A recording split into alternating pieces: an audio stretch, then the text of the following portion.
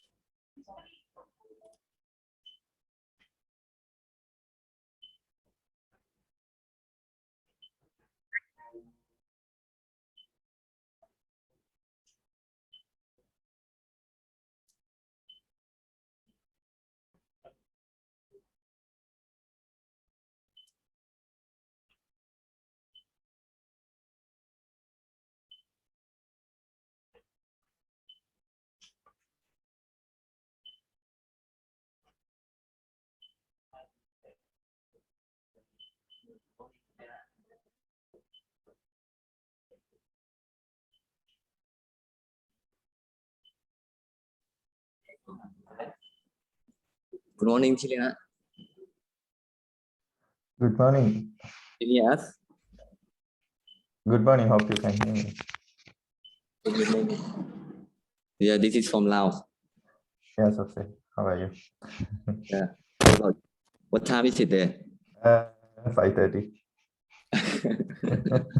Better prepare tea and breakfast on the table. Okay.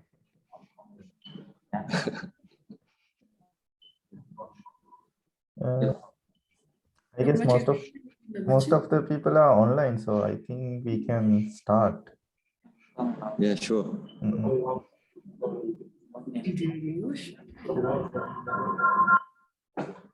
Gimana on builder? Such time.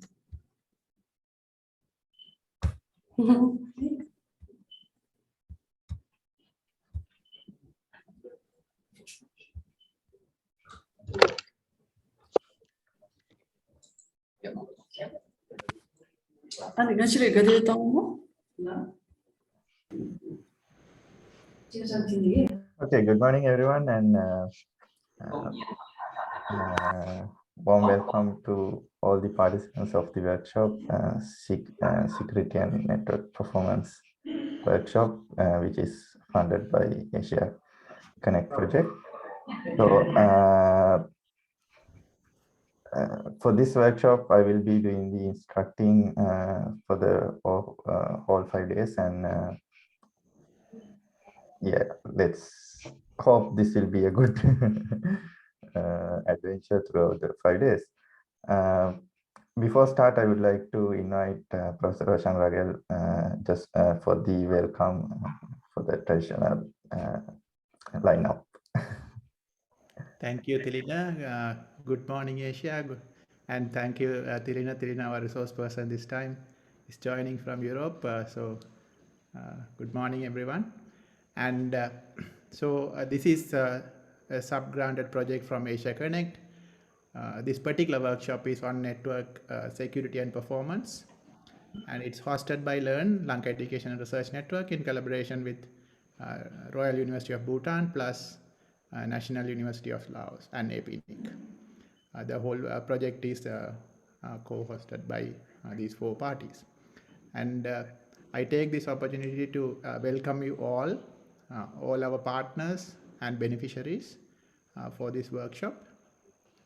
And in fact, like this workshop is supposed, this series of workshops we planned was supposed to finish last year, but due to the pandemic, and also we wanted to, we tried our best to have this physically so we can meet each other, enjoy the culture of each other and so on. But at one point we gave up. We gave up that for now, and we have decided to complete this workshop online, and we'll find another time to meet each other in your own countries and culture. So thank you again for joining, and thank you, Delina, for waking up early in the morning and starting this for the like doing this for the 5 days. And have a wonderful workshop. Thank you. Thank you, sir. So then I will continue with the workshop. First of all, I just wanted to give a small introduction to the project and the workshop. So the administration staff of the workshop, we thought of doing something like this for the participants, and hope everyone can see my screen. Yeah. Okay. So as Professor Shan mentioned, this is kind of a sub project from Asia Connect, and this project was aiming on especially three countries, Sri Lanka, Bhutan, and Laos, in maintaining and deploying IPv6 technologies, then DNS and DNS security. We were talking about identity management and then the network security and the performance. So based on the project or the grant conditions, we were restricted to IPv6, DNS, and security, except for the identity management, because identity management was kind of a widely discussed area at that time. So because of this long name, we short our project name as UPROUSE with Learn. So you can see the details from uprouse.learn.ac.lk website. And as the main partner, Lanka Education and Research Network was doing all the management and the administration part for the project.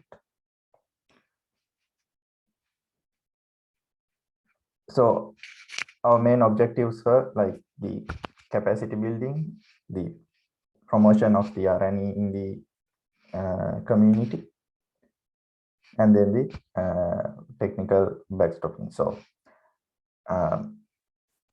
one of the key things that we need to do was keep the collaboration among our economies, and then do the capacity building. So that is why we are here with 9 partners, mainly with Sri Lanka, Bhutan, and Laos, and then few other partners. So here you will see participants from Myanmar and Philippines. So that is the collaboration we were like looking forward. So the main partners for the project was Royal University of Bhutan, Laos Education and Research Network, and then the APNIC. So the last workshop we did was instructed by APNIC, and then we have another workshop planned in this series, and it will also be instructed by APNIC. So these are the beneficiaries from our project. So today we have Bhutan, Sri Lanka, Laos, Myanmar, and Philippines in the workshop, but unfortunately we couldn't get any nominations from the other parties. These are the key persons of the team. So me as one of the administrative contacts from Sri Lanka, and then the rest of our team, the principal investigator, Professor Prager, and then Sonam Penjar from Bhutan and Sotse from Laos. So we will be doing the administrative and the support part of the project. So you can get more details from the website. Regarding the workshops, we were planning to do 3 workshops: IPv6 deployment, DNS and DNS security, network security and performance. So the IPv6 deployment we did in 2019 as the first workshop, and then we planned DNS and DNS security to be done at Bhutan, but due to pandemic, we couldn't do it. We were skipping the time periods, and we were trying to find a good period to do it physically, but unfortunately, we have to do this online. So here we are today. So we skipped the DNS workshop, still hoping that we might do it at some day physically in Bhutan, but I'm not sure whether we will be able to do that. But the security and the performance workshop, we had to do it online. So that's why we are doing it as the second workshop in the series. So the first workshop, it happened at the National University of Laos in August 2019. So I see few familiar faces from the workshop as well today participated in this workshop. So hi again to everyone who were there last time. So the objective was from this IPv6 deployment workshop was to introduce the deployment techniques, deployment strategies of IPv6 into the RNE community, especially of those who were participating. So as a result of this workshop, we saw a lot of Bhutan universities connected IPv6 from their networks, and then even Laos universities, even though they didn't have IPv6 connectivity at that time, they have configured their devices and the IP address plans. So at any moment when you are connected to IPv6 from the internationally, then you will be able to have the IPv6 connectivity no time. So that is one of the goals we were planning. Then the network security and performance workshops, we are doing as the second workshop, focus on the key concepts of the network security, especially related to RNE community, and then how to do the security strengthening of few services that we will be discussing next few days. And then today we will be discussing on policies and what kind of things that we need to think when we are going to do a security evaluation, or when we are going to apply security to the network, especially in the RNE cases.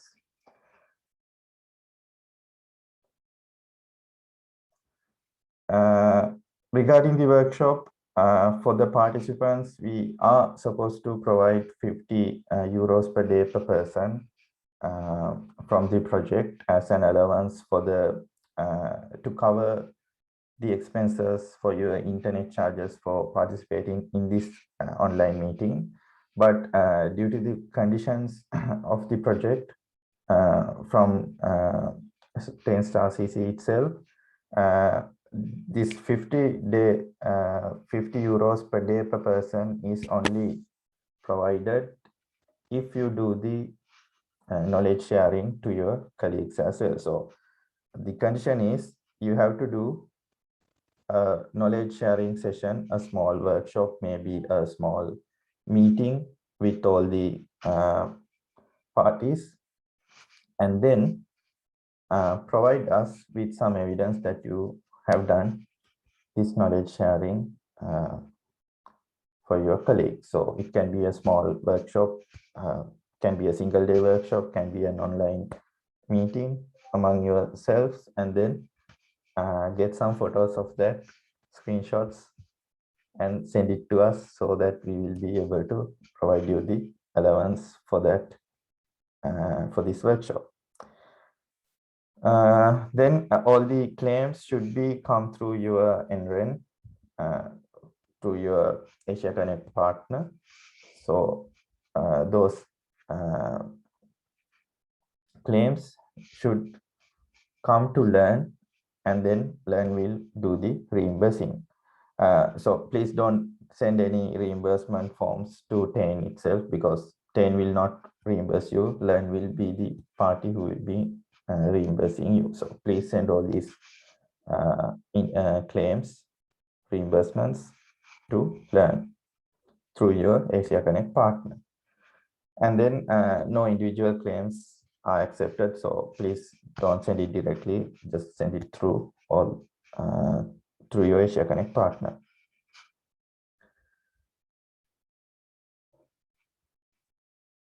Then there will be a follow-up after the workshop, as we did for the IPv6 workshop in 2019. So original plan is to do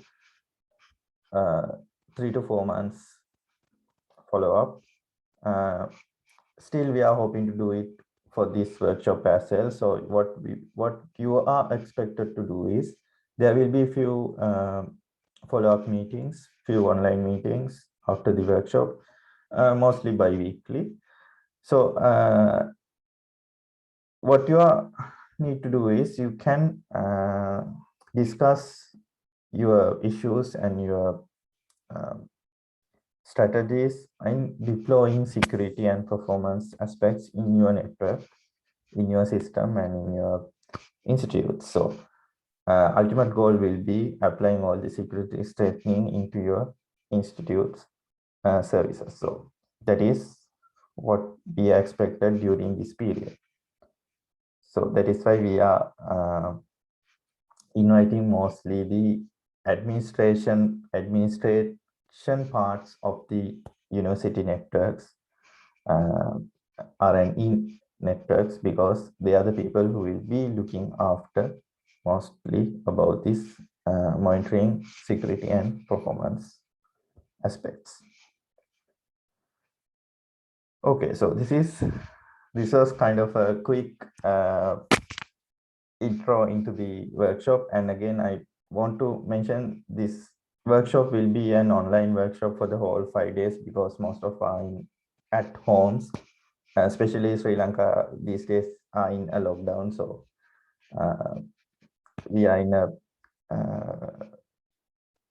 in work from home mode. So luckily I see a lot of everyone in Laos are got together in a single room, so that's good. And I like to, I actually personally feel I was there this time, because these days we are at home.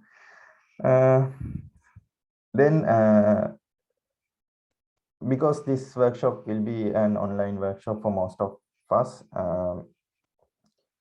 we have reduced the time of the workshop to 4 hours, 4 online hours. So normally if it was if this was a physical event, the physical event will mostly will be like 4 to 4.5 hours, and then we will add few breaks, but that's how the plan works. But since we don't have breaks in this moment, we are not going to go for the full day workshop, but for complete 4-hour workshop, with a small exception of 30 minutes break in the middle because we have a lot of people from Laos joining physically. So we are providing 30 minutes for them as a break, especially for the lunch hour.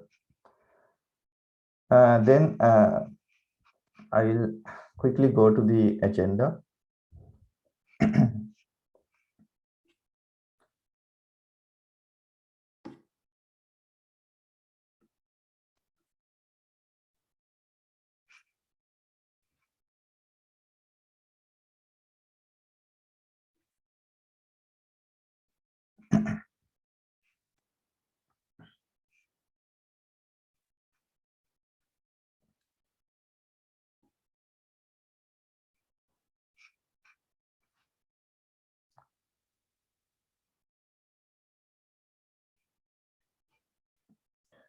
If you go to the registration web page,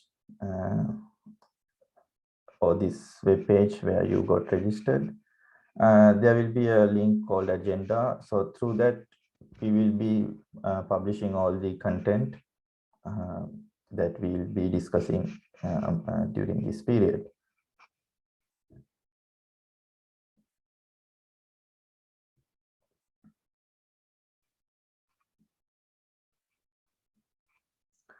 Okay, so first of all the times are in Sri Lankan time zone or UTC 5:30, and we are supposed to do these 4 sessions, including the 30-minute break. So there is a 5th session mentioned in the agenda. So actually, for the record, we wanted to keep some homework for you, especially after the online hours. So that is why we have kept some of the homework as a self-study for the participants. And then again, there will be few days between the 5 days that I will not be available to participate. So because of that, we have to skip few days, especially Wednesday, Thursday of this week. And then because of that, we have to skip those 2 days. So today, tomorrow, and then Friday, and next Monday and Tuesday will be the days that we will be doing this workshop. Okay, so this is the agenda that we will be discussing. And today, first of all, I just wanted to do a self-introduction and then discuss on information security in general and how to apply that into the RNE scenario. And then we will be discussing things regarding the IT policies that we should be keeping in our institutes to maintain whatever the network security aspects in the institute and the institute services. Then tomorrow we'll be looking at few cryptographical theories behind the security, some theory part, and then how to do basic security strengthening on especially the SSH and HTTPS kind of stuff. And then I will go through some IPS, IDS tips, and then you'll be asked to do some security hardening on CMS type of services. Then on the 3rd day, or in this case, the Friday, we'll be discussing about vulnerability scanning and penetration testing. So these things will be discussed on Friday, and then how to do different analysis using Wireshark. We'll see how to configure secure emails based on your email clients. And then fourth day, we will be discussing few stuff on network monitoring and net flow. And then fifth day, how to do the network analysis and the measurements using persona and so on. So this is the lineup. So actually the whole content is for a full day workshop, but since we are online, I'll try to squish everything and try to go quickly throughout the content. Okay.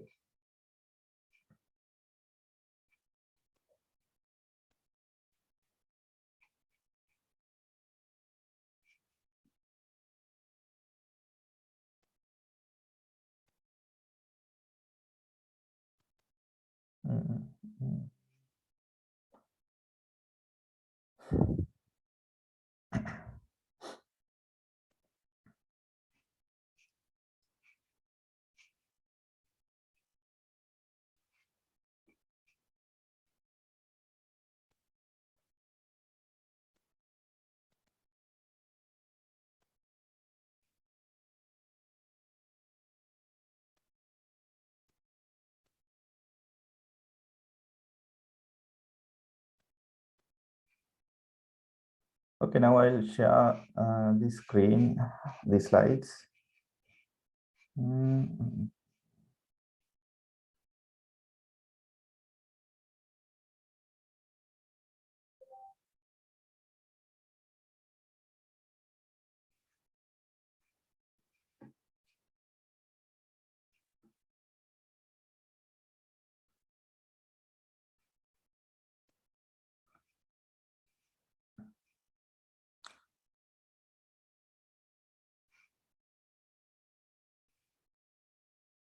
Okay, hope everyone can see this.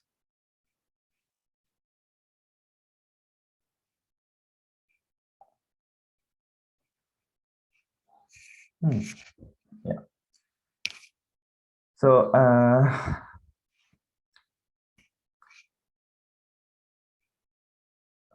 so this will be the introduction for the security aspects of the campus network, but I want to take a few minutes introducing all of you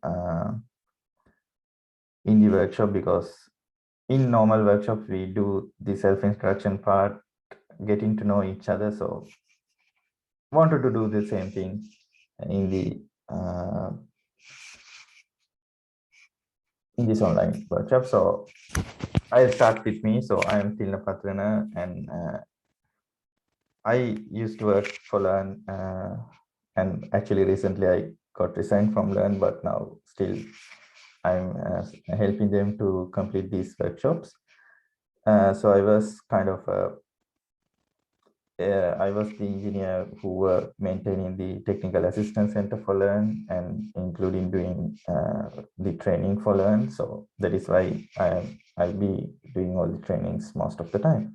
So currently I'm a research fellow in Norway. So for me, it's like now it's 6 in the morning. So here I am. So nice to see you everyone today. So shall we start with everyone introducing yourself? So who's going to be first? Are there any volunteers?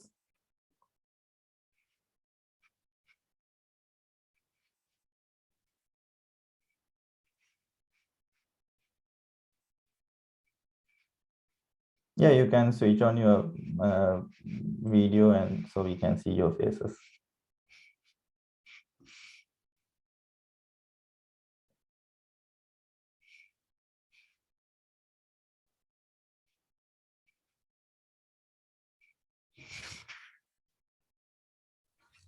Good morning. I will introduce myself. I'm Harshapi Radhikarna from Rajarata University of Sri Lanka. Right. I'm currently working as the network manager of the university and take care of the activities and the operation of our network operation center. Okay, thank you. Thank you, Harsha.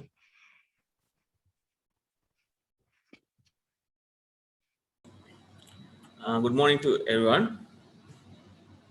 Good morning. Yeah, I'm Vinu Janan, Eastern University, Sri Lanka, working as a network manager since 2011. And thanks for this opportunity to attend this workshop. Thank you.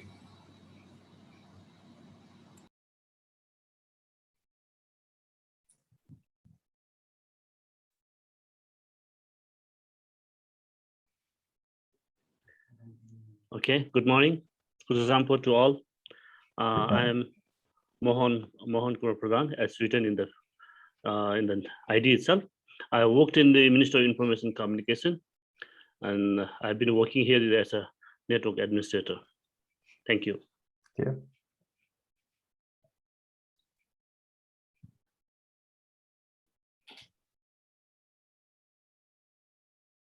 Good morning. I am Pradeepan, system engineer in the University of Vavuniya since 2007.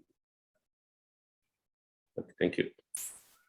Good morning. I am Krishna from University of Jaffna. I'm working as a network manager since 2016. Thank you for give us a chance to participate in this workshop. Thank you. Good morning. This is Arsad from Southeastern University of Sri Lanka.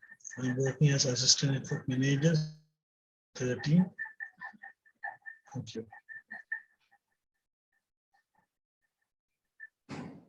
Good morning. My name is Nubzamu. I'm working in working as an ICT under Mongol district, and I've been working here for past 14 years. Thank you.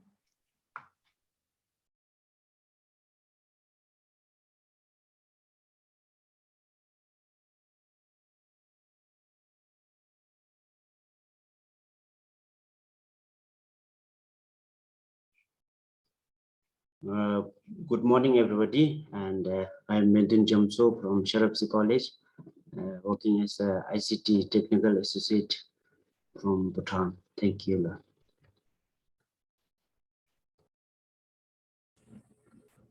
Yes, good morning, everybody. I'm Jaros Lacerna, working under Preginet. I'm a network operator. Thank you and good morning.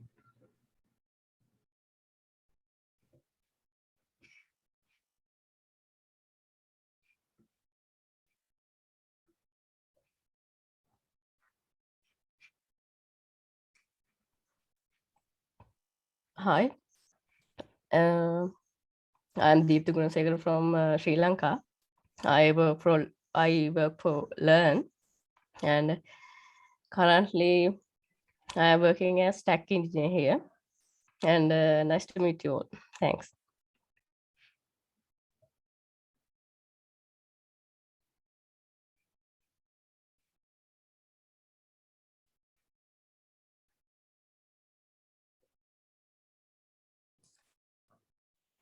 Hi, good morning to everybody. I'm from Sri Lanka. I'm working as a network manager for the University of California. Thank you for the opportunity. Thanks, everybody.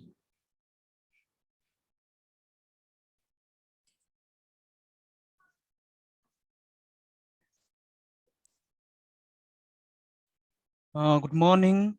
My name is Narayan Rasaili. I'm working in Samsi College of Education under Royal University of Bhutan. I look after the networks, both wire and wireless. And I would like to thank the organizer for this opportunity. Thank you.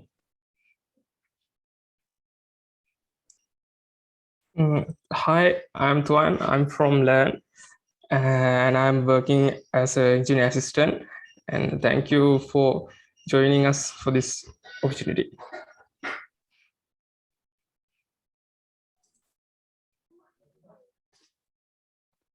Good morning, La. Hello.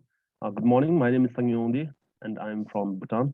And currently, I'm working on the Giri College of Business Studies as an system administrator. Sorry, my webcam is not that good. No worries. Yeah, we can hear you. Yeah. Thank you.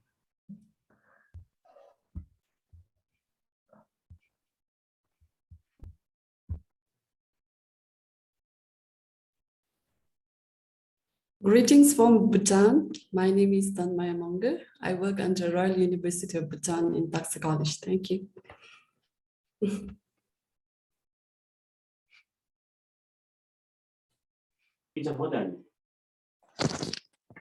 Hello. Yeah, we can hear you.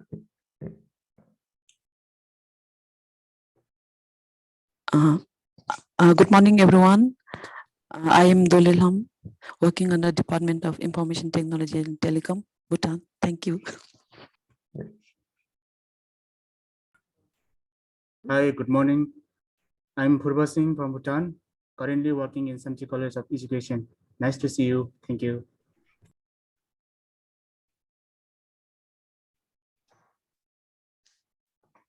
Hello.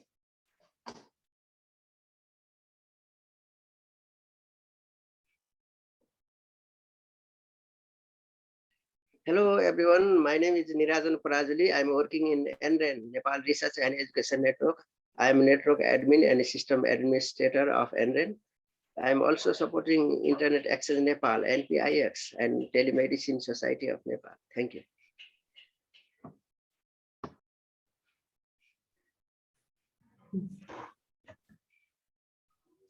Namaste and good morning. I'm Neeraj Acharya from Nepal RAN. I'm working with Neerajan. So I'm also system admin and network engineer over there. Thank you.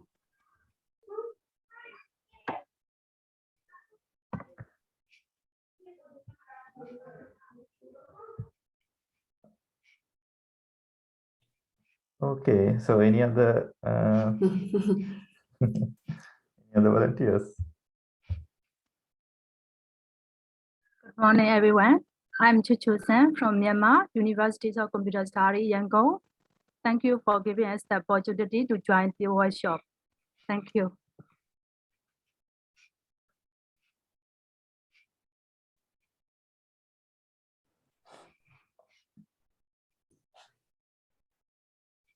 Hello. Good morning. My name is Lawrence. I'm from Sri Lanka, and actually nice to meet you, all of you, for the first time. I am working as a network engineer at University of Pennsylvania, managing the network and the servers. I would really want to thank Tilina and the team for putting up this great workshop. Thank you.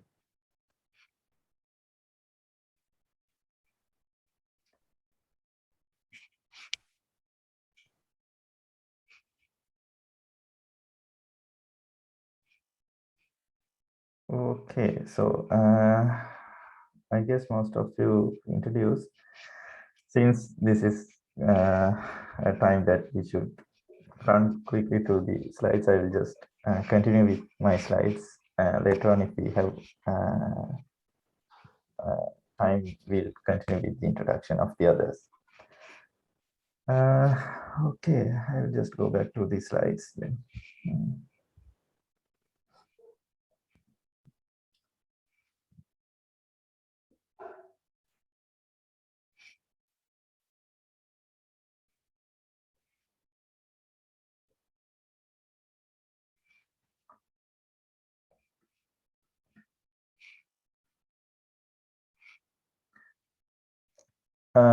So one thing before starting that the slides, so I will go through slides and some tutorials during the instructing, and then if you have any questions, you can always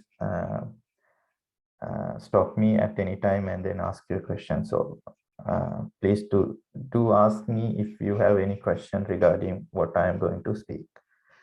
And then I need to give some credits to APNIC, Apricot, NSRC, and Sanok security tracks because most of these content are from their work. So I will be just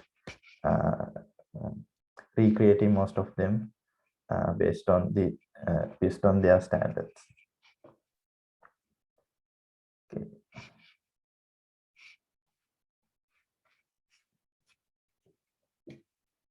So this is kind of a traditional slide we have most of the time. So the question, what is a REN, or the Research and Education Network?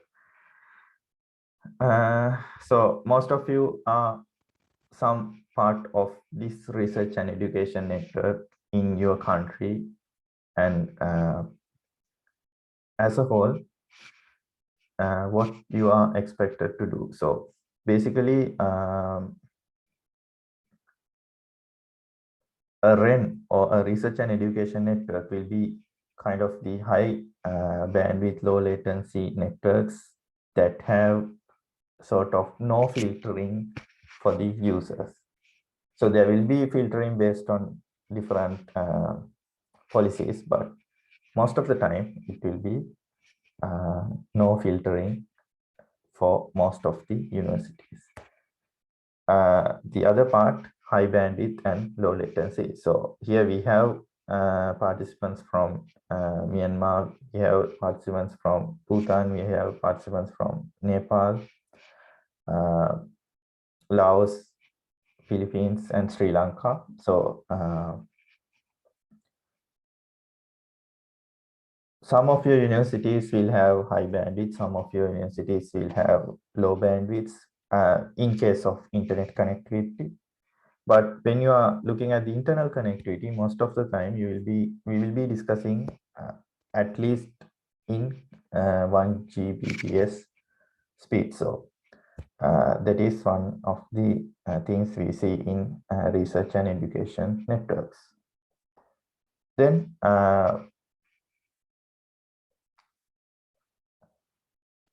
one of the things in the research and education field is, if you are a university or if you are an institute that provides education, most of the time it will be research plus education, not just education. So there will be people doing different researches in your network, which we are not aware of. So because of that, we should be able to provide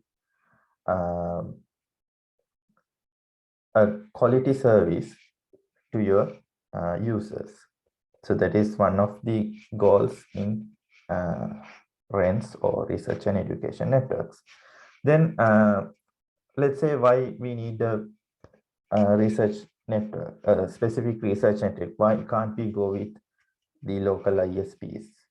So local ISPs, what they do is they just sell their internet, or they sell their capacity of having accessing internet at some value. So what for us, what we will be doing is, as a university or a RNE institute admin, we will be buying internet from them, basically internet from some ISP, and then we will be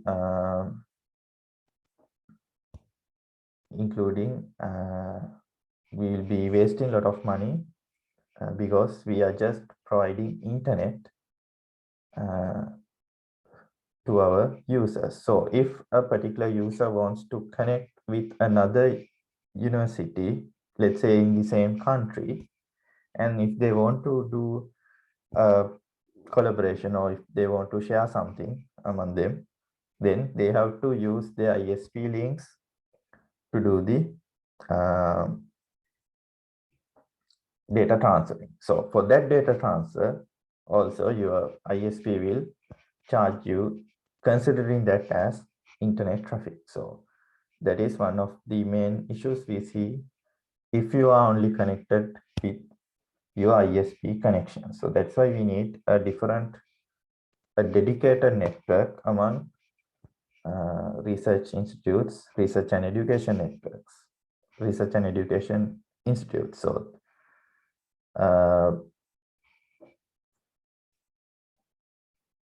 so I hope most of you are aware of this fact, and that the way why we need a good campus network, which is called the research and education network. Then when we talk about the high bandwidth networks, there can be different networks like 10G, 40G, or maybe 100G among your institutes or among your internal infrastructure.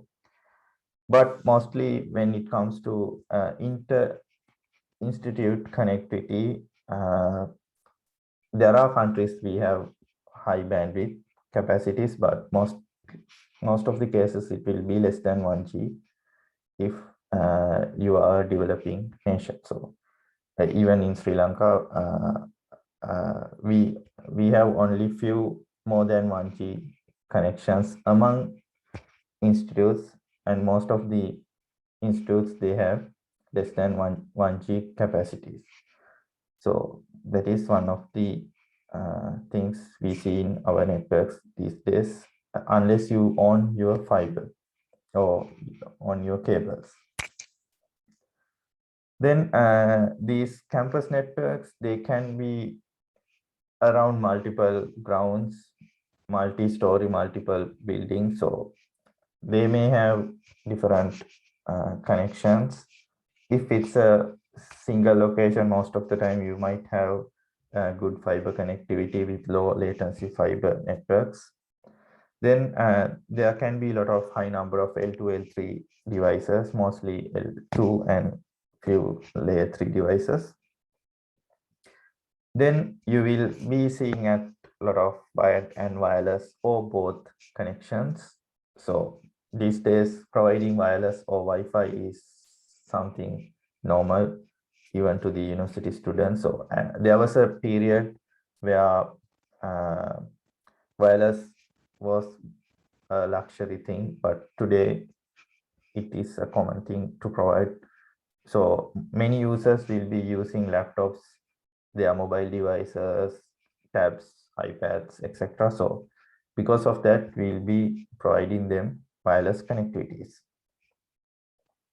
Then there will be different types of services, can be a large number of services, and they can be categorized as maybe public or maybe some confidential services, valuable content, copyrighted content. So in case of confidential, it can be things such as maybe some research data or maybe some exam data, exam results. So there can be different services in different levels of value. So there can be public services like the websites. There can be different copyrighted content. There can be different protected content, likewise. Then there will be, for some institutes, there will be a lot of research data.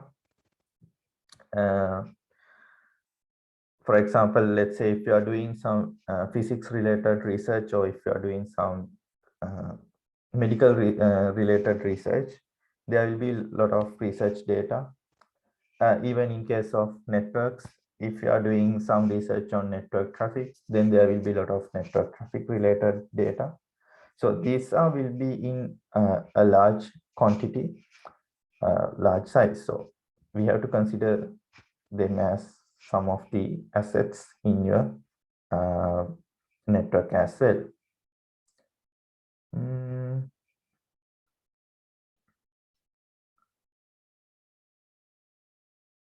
Okay.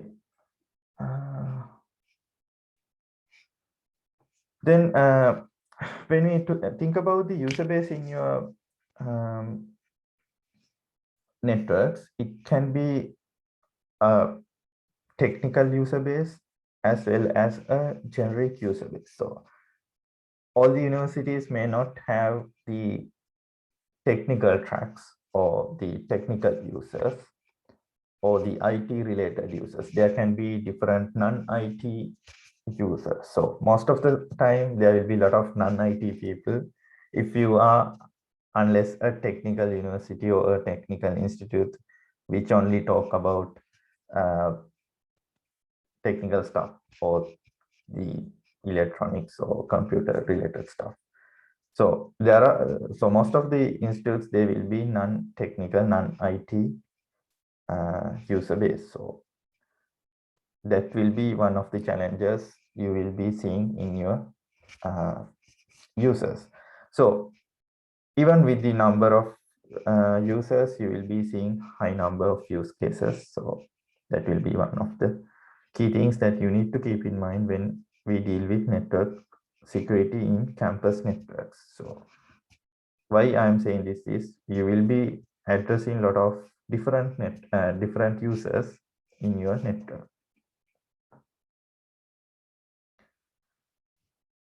Okay, so when we want to do the security in your campus networks, we will be focusing on mainly of first monitoring your network and then do the security.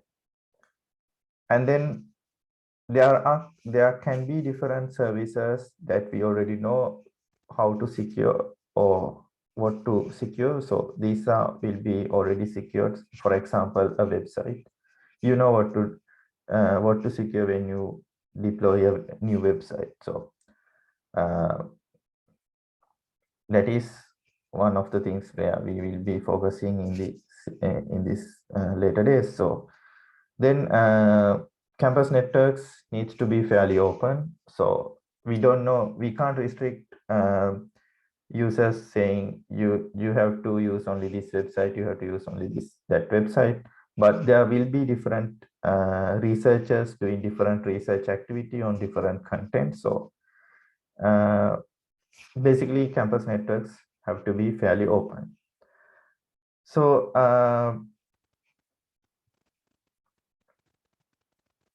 with this open connectivity, most of the time your users will face different virus attacks, different attacks, even different issues with the connecting people. So that are some of the things that we have to face, and what we need to do is we need to try to minimize those issues using the minimum security measures that we can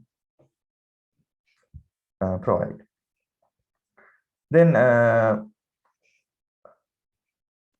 let's say you are the network admin of your institute, or the person who's responsible in the network security in your institute.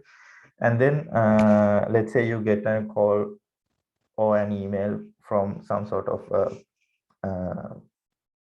agency. So in this case, I'm taking Learn. So at Learn, what we do is we monitor different security issues in our network, and we inform our members or our institute saying there is something happening like that, please try to remove it. So let's say in your case, if you are getting some message from maybe a cert, maybe your ISP or some upper party, what you are going to do?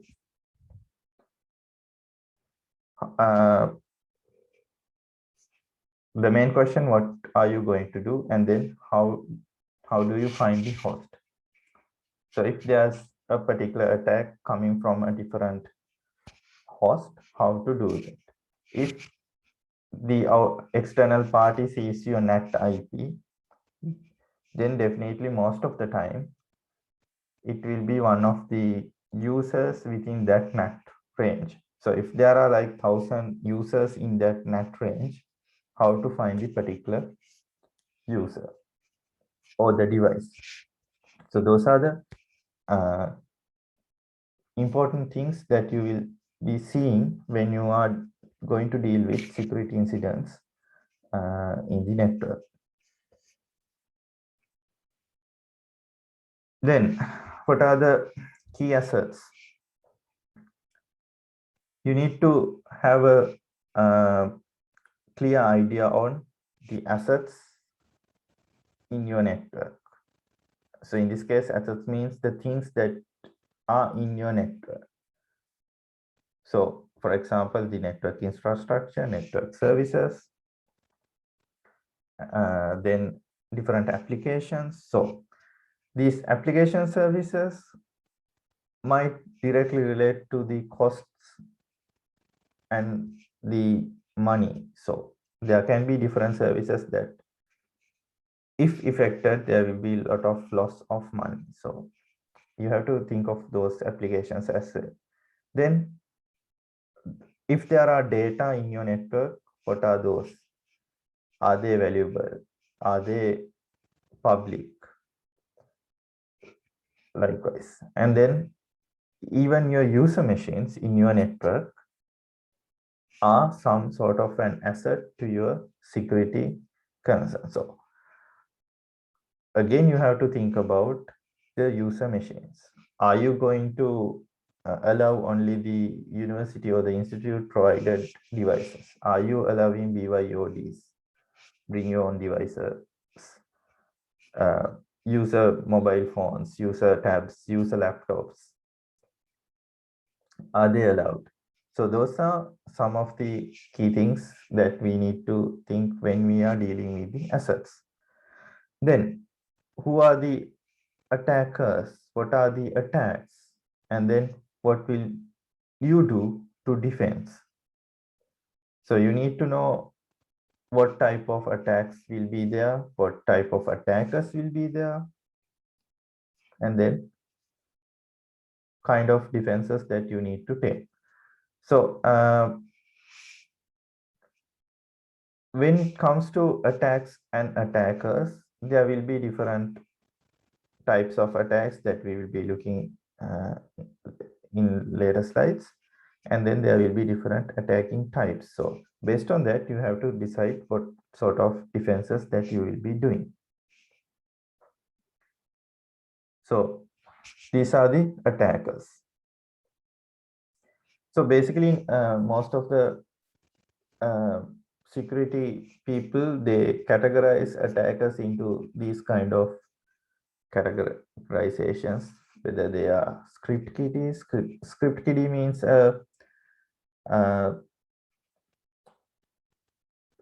someone just do something and see whether there are any effect happening. So they don't have much idea on what they are doing. They don't have much ability in doing the harm, but they are just using some script or some written mechanism in the internet to harm something. So that is just something that you will see most of the time. So maybe something like a brute force attack based a student doing a brute force attack based on some internet script he found in the internet. So that is kind of a script key. Then there are different money makers where they try to log into machines and then turn them into spams, or these days we see a lot of ransomware. They are money makers. And then there can be different government agencies where they try to hack into different systems. So that is also a possibility in our cases. So these are some examples. Then when you look at the common attacks, these are some kind of attack types based on their degree of focus. You will see opportunities attacks with high skill, and then some joy hacks with a small degree of focus with small skill. So they are just doing hacking for their joy. And then there will be highly focused targeted attacks, and then advanced persistent attacks. So if it's an advanced persistent attack, then it will be a highly skilled, highly focused attack. So you can think what sort of attacks will be targeting you looking at this graph.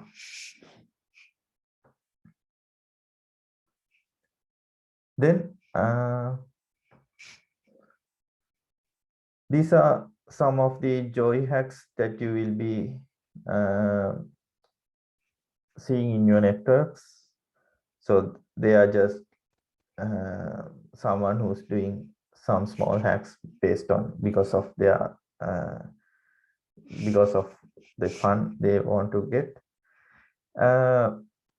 They can do some change and damage, especially if there are unpatched systems, unpatched devices. There can be some damage, and these kind of attacks, they might have a random target. So particularly you can't say this will be targeted with joy hacks. So it can be a random target. So when you look at the hacker side, most of the hackers, they started with this. So they just start doing some joy hack, and then once they get familiar with these joy hacks, then they go into the next level. So that is how they work. But in campus networks, you will see a lot of students, especially students, who want to learn different things and who want to do different stuff in the network. So they are just testing different things, and for us it will be a hack. So in many campus networks, this can be a common thing. So you need to keep that in your mind when you are dealing with these security incidents. So this is kind of an old example from one of our institutes. So one of our institutes got hacked. Actually, their website, one of their websites got hacked, and then the person who hacked this website, they just kept a phishing website for Apple ID. So you can see the URL. So it's not Apple actually. So it's under .lk domain. So it's not definitely Apple. So this is kind of a phishing attack which came from the LAN network some years back. So this is not a new thing. So every day these sort of things can happen. But from the back end, what happened was there was a guy who got access to an FTP website, and that person uploaded a small script he found in the internet, a PHP script, into one of those FTP locations. So in that case, what happened was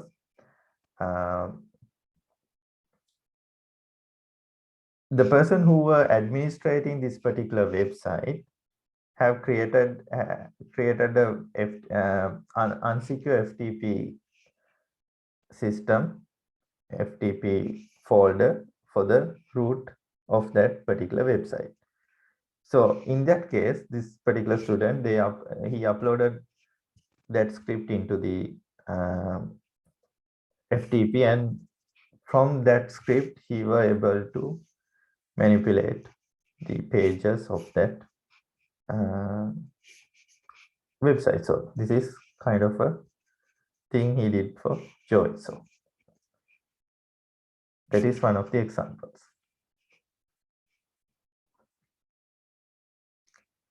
Then different opportunities hacks can be there, like some phishing attacks, and then different virus. They have different 0 days attacks, the effects on different categories. So the consequences of these kind of attacks will be mostly the bank account theft, social account thefts, and then machines turn into bots, kind of. So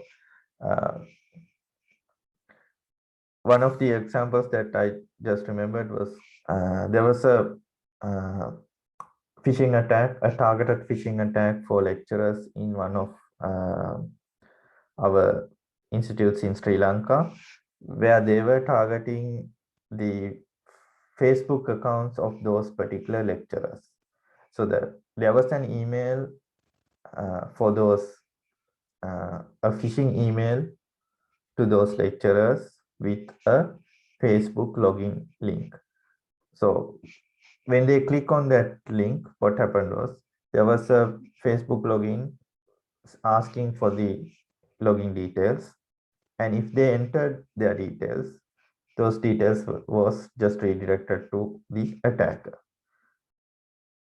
So that is kind of an opportunities attack.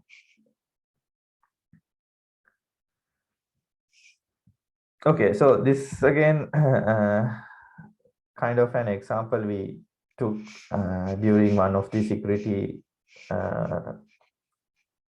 workshops we did in Sri Lanka sometimes back. So what we did was we sent an email saying they need to, they are registered as a participant of this workshop. And then there is a agenda with a given link. So you can see there's a link in purple color. But this is the HTML side of the email. But if you look at the email body or the email source, this was the email source. In this case, we changed the URL of that link into a different URL. So you can see the red colored box. The visible text versus the actual link. So those are two different links. So likewise, there can be different emails coming to you, coming to your users with different links, but with manipulated hyperlinks or the URLs. So the visible part of the link will be something else, but the actual link will be different. So when clicking a link in your email, you have to think about whether are you clicking at the actual link or is it something else. So most of the, so for example, these days we see a lot of marketing emails from different parties. Some email clients, some email providers, they try to categorize them as spam, but if you are using a standalone email server, or if you are using your own email server, most of the time you might not be able to categorize them as spam. So those spam marketing emails may contain different links to different locations saying if you click that you will get this or something like that. So if a normal user see this link, they tends to click that, but are they clicking the actual link that was in the email? If you go to Gmail and if you see something like that, if you check the link, it will be few characters or few words, but internally or the source side, it will be a long link. Maybe it will be monitoring your click. It can be redirect you through several servers. Likewise, so when you are clicking a link, what we say is always try to check whether this is the actual link or not.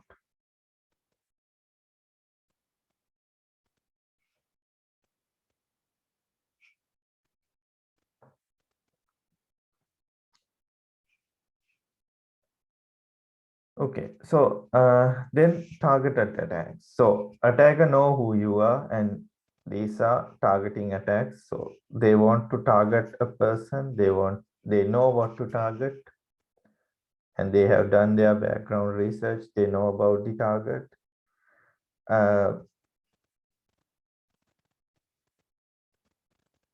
These kind of attacks might harm a lot of users, especially if there are important people in your network who have important data. So in this case, most of the time it can be research data, it can be exam data, some confidential data they have. So because of that, they can be a target in a targeted attack. Have you seen any users reporting these kind of attacks?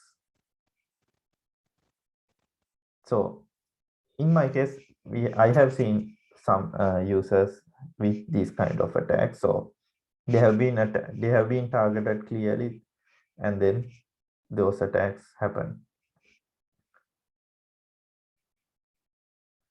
Then LPT attacks, or the advanced persistent threats. So they are like done with highly skilled attackers. So these APT attacks, they are very much hard to defend, and most of the time they use non-cyber means, including different blackmailing or bribery as well. So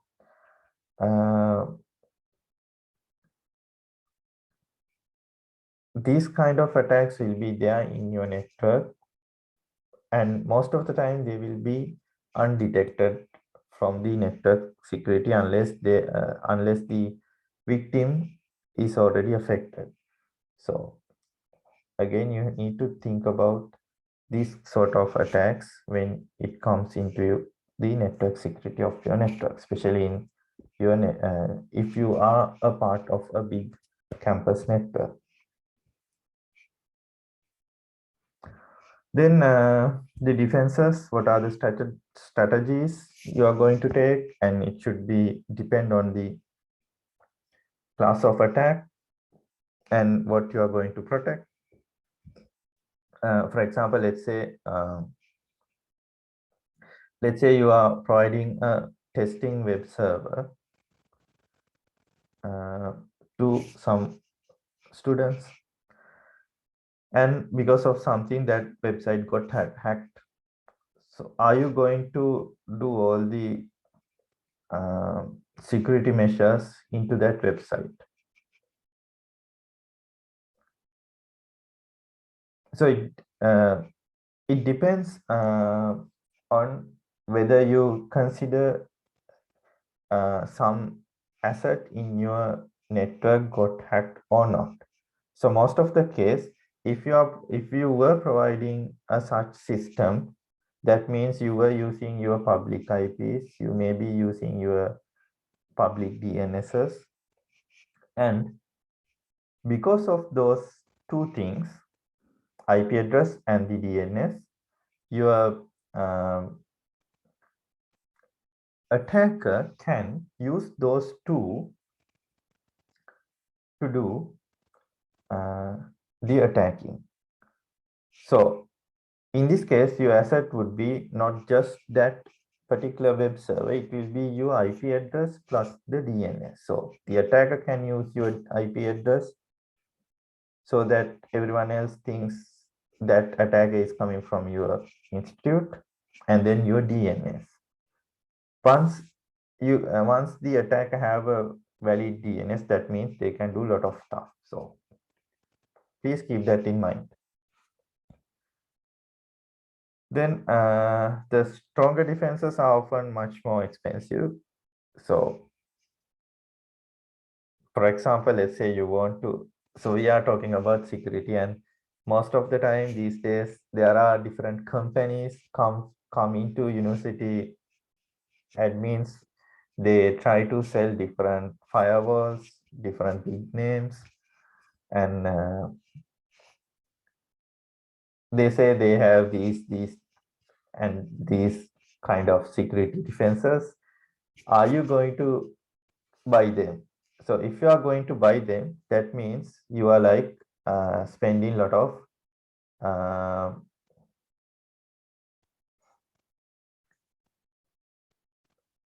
they are going to do a lot of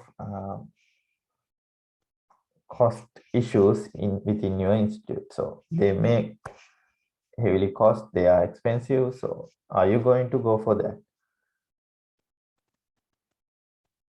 So that is one of the things you need to decide. Then joy hackers.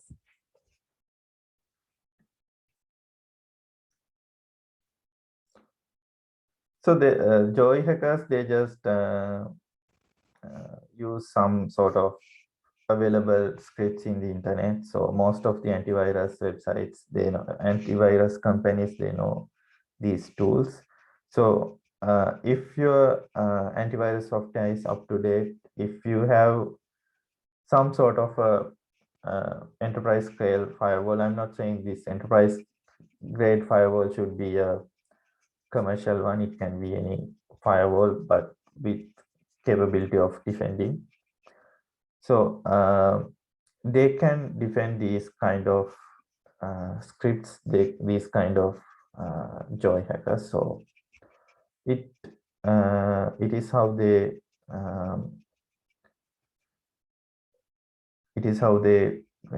can be defended. So if you have the up-to-date software, if you have up-to-date antivirus, definitely it won't be a big issue.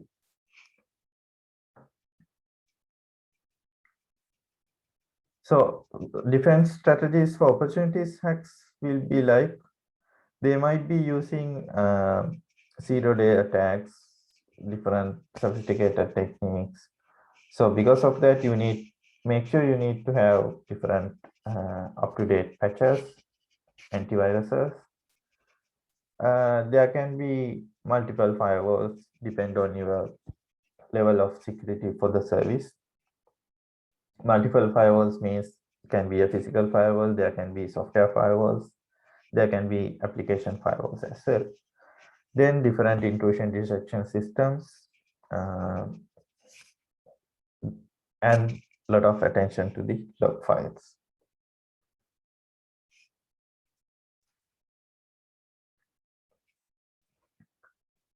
Then there can be different strategies for targeted attacks.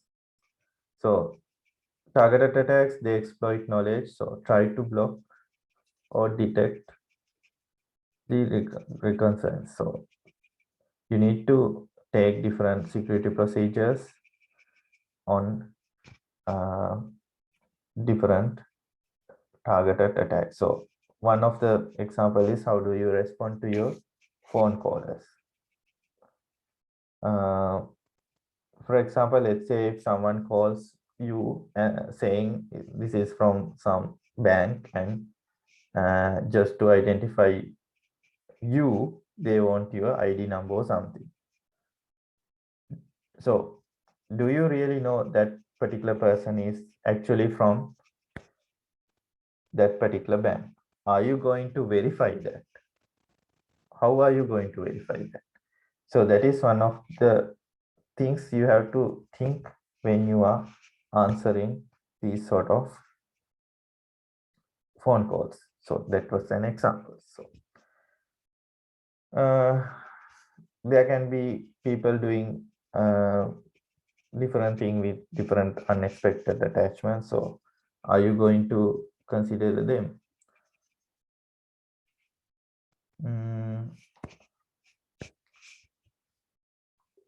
The things like USBs in a parking lot. So we used to pick different USB keys, flash drives, pen drives, if they were lost somewhere. So thinking it's a lost pen belongs to someone, thinking there will be some nice photos or something, but it can be a targeted attack. So someone can plant a USB drive in front of you so that you just pick it and plug it into your computer, and then whatever the scripts running inside your USB can do the damage they want. So that can be a scenario. Then ex-employees. So ex-employees can do the hardest attacks to your system. So once, let's say there's an employee who know every corner of your network, and if that employee gets out from your network, they can eventually come into the network and do a lot of harm if they want. So make sure that doesn't happen.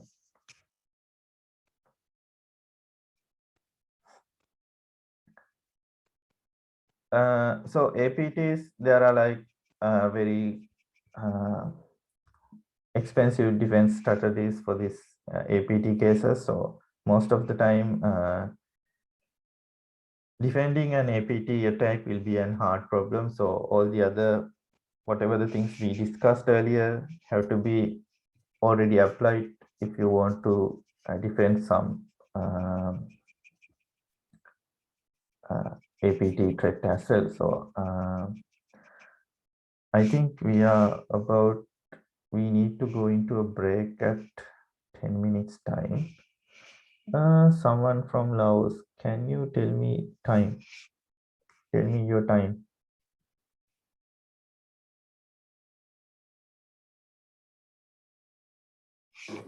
(10:51).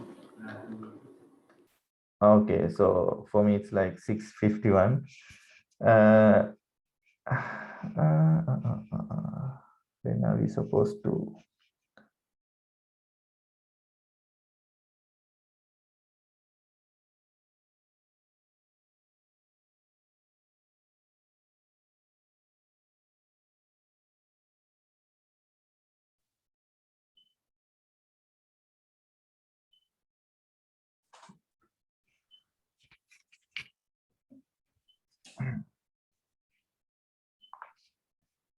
Okay, we have time.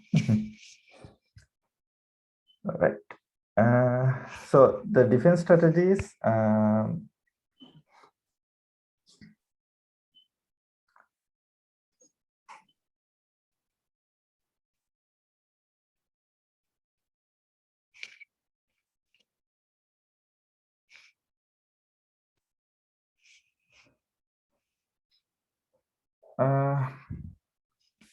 Okay, so 10th, so it's like I need to break at 10:30 Sri Lanka time.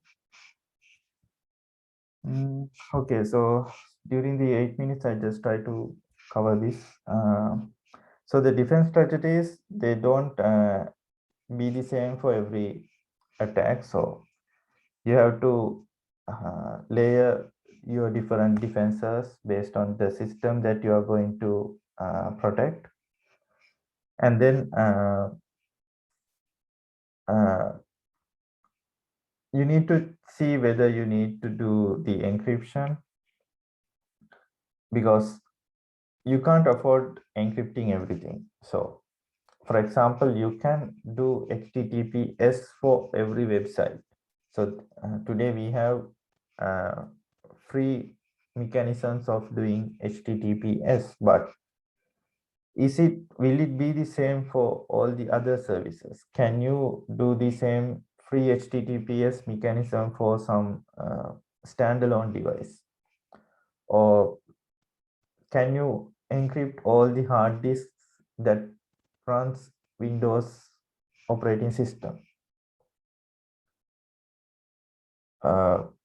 Can you do it for your removable devices? So those things have to be considered. And then what is your perimeter of the defenses? All the weaknesses around you. So there can be different weaknesses around you, and if a particular weakness is found by an attacker, it's not good for you. So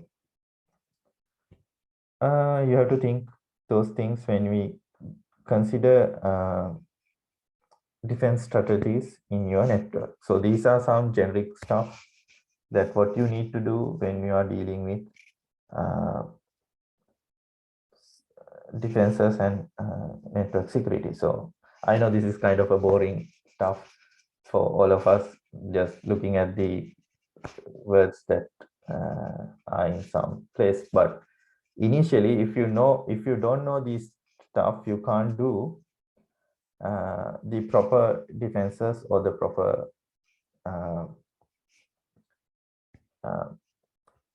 secure mechanisms for your services. So these are some of the aspects of what you are dealing with. Okay, so this can be your attack surface.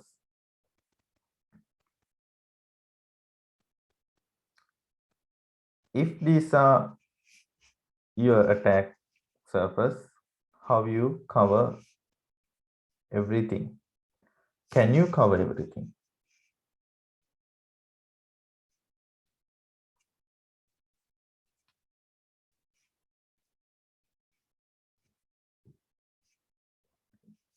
Then what will happen to these USB sticks, phishing, passwords, employees, sysadmins? They are also should be in your defense perimeter as well.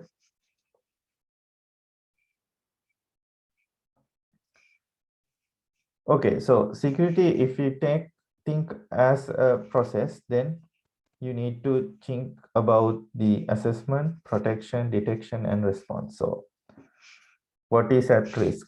Effort to mitigate the risk, that is the protection. And then whether there are any intrusions or whether there are any problems, that is the detection. And then how to respond. Once you do that, you have to do it all over again. So once you do the response to a particular incident, again do the assessment. If there are anything that are at risk, do the protection, and then try to do again whether there are any intrusions, and then repeat, do the response. So this is kind of a never-ending circle if you want to secure some asset in your network. So why I'm saying this is as a never-ending circle means you can deploy some firewall or some security device in your network, and you can just stay at home thinking your network is secure. But are you 100% sure about your security mechanism? Can they secure it 24/7, or can they do the security hardening to all your services? Won't there be any other attacks coming from some other location? So those things have to be found out. So if you are considering security, it won't be a ending thing for you. So every time you see something new, you have to react. Otherwise, someone will eventually harm you and do whatever the attack they want for you. So keep that in your mind.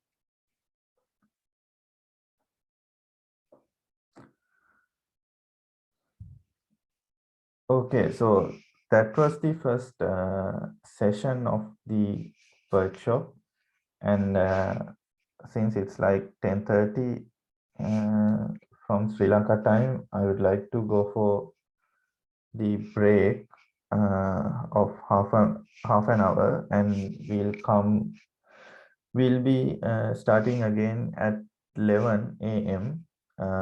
Sri Lanka time. So people who are in the lunch hour, please take your lunch quickly and come back in 30 minutes.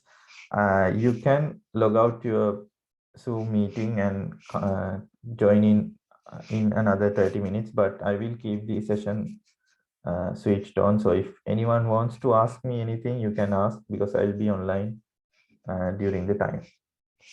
Okay, then see you everyone in another 30 minutes.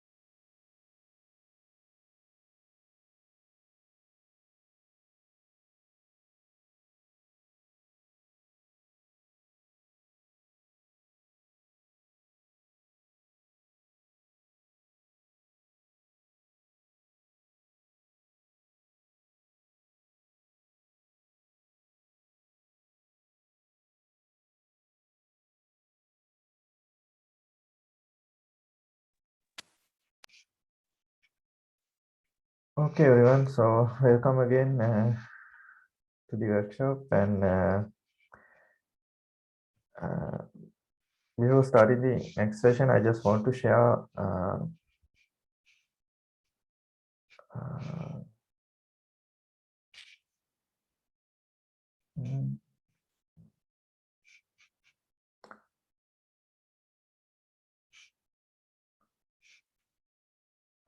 so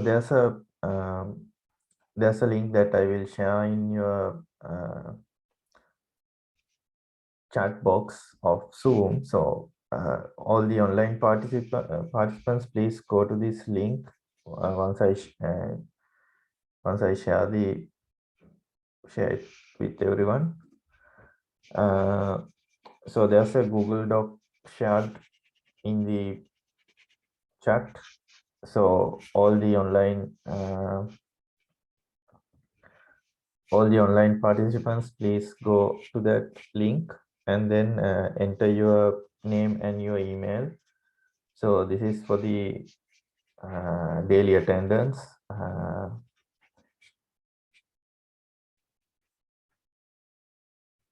Yeah. Okay, doing good.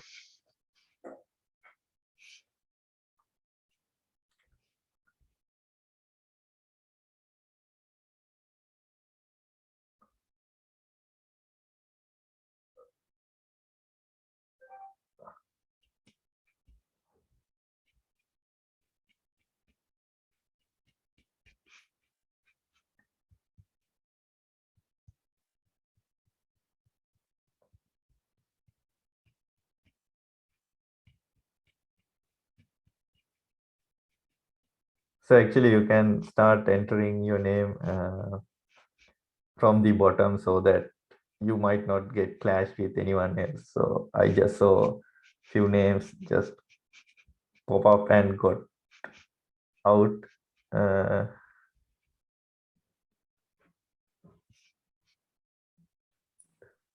Where's the daily attendance sheet? Okay, I'll reshare the link in group chatting. Yeah, it's in the group chat. Give me a minute. Chat. Okay. I will see the chat. Okay. There's the chat. Okay. Just I now. Okay.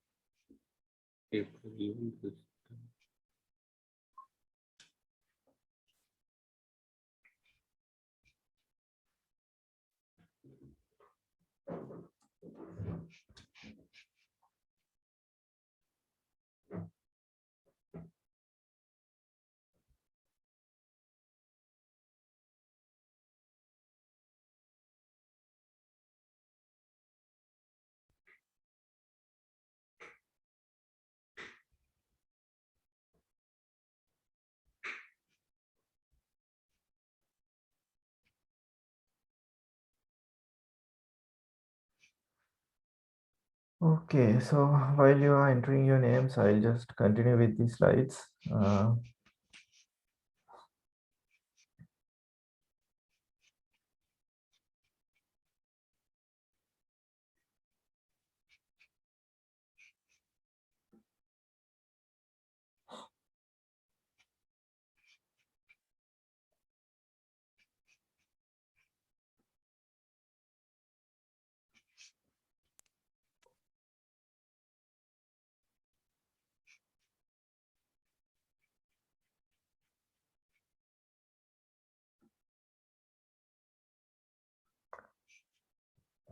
Okay, so now we will be looking at how to create a policy framework and why we need the policies for your for your institutes, and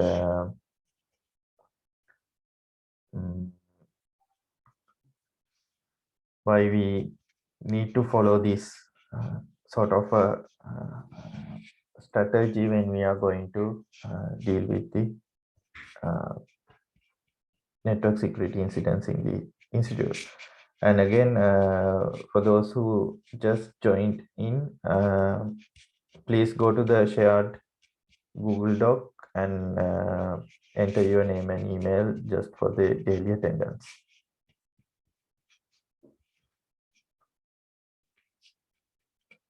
Okay.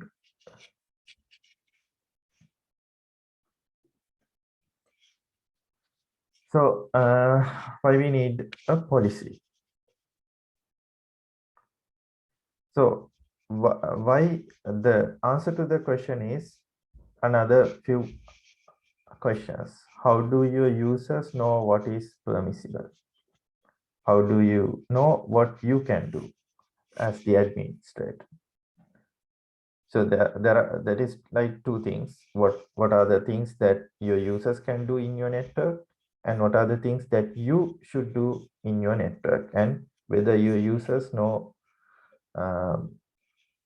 that. So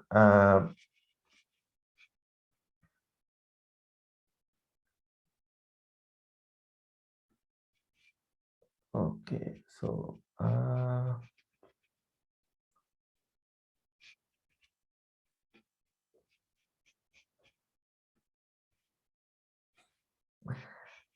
I'm getting some bad time with lot of open windows in my desktop. Okay. So back to the presentation. So the two things that I mentioned, the things that your users are permissible to do, and the things that you are going to do, and whether your users know that you will be doing such stuff. And then can you disconnect users from the network? So if something goes wrong, what you will be doing, whether your users will be disconnected or whether there will be anything else that you are going to do likewise. And then can you eavesdrop on your network traffic? If you are going to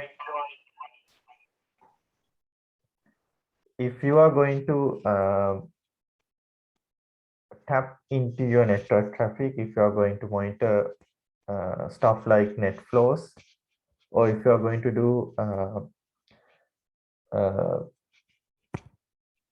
things like HTTPS inspection, then you need to tell your users that you are doing that. So that is one of the things that we will be discussing at later stage. Then when you are creating policies, what you should include and what you should not include.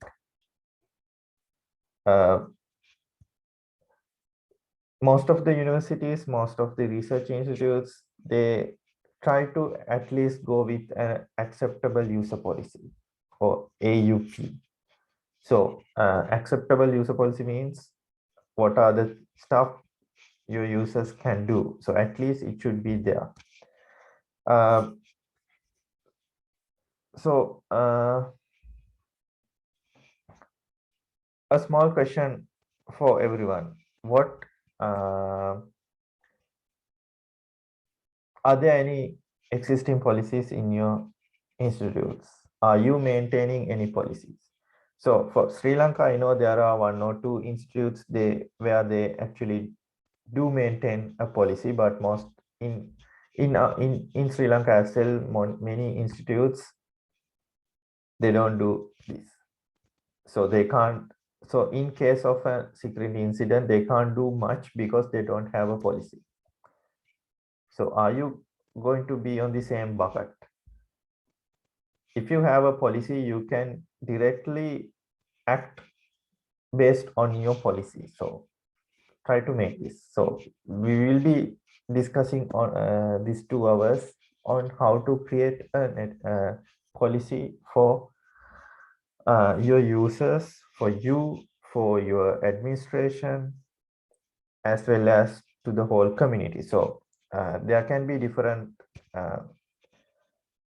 tryouts, different strategies to do in policy. So you can create a single framework for the whole NREN, and then you can deploy a template of the policy to your institutes from the NREN perspective. And or again, from as an institute, you can create a single policy or multiple policies for your institute. And then you can ask your NREN or other universities to do the same. So there will be different ways of doing this. So I will be just giving you all the insights what you should do. So at later point, we'll be asking you to do a policy for you, for your institute, and for your network. So I will just first tell you what to do, and then you need to do that. So back to my question: Are any of you having a policy at the moment? Are there any user acceptable policies or internet policies, computer policies in your institutes?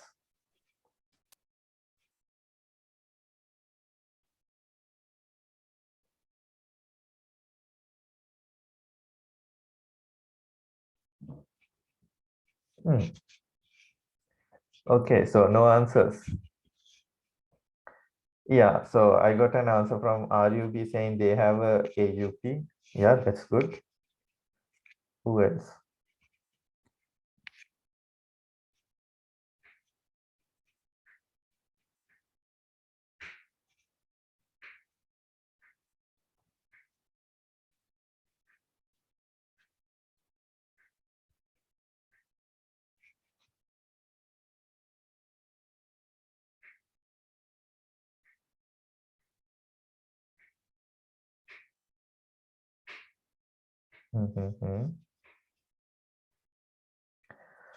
Yeah, so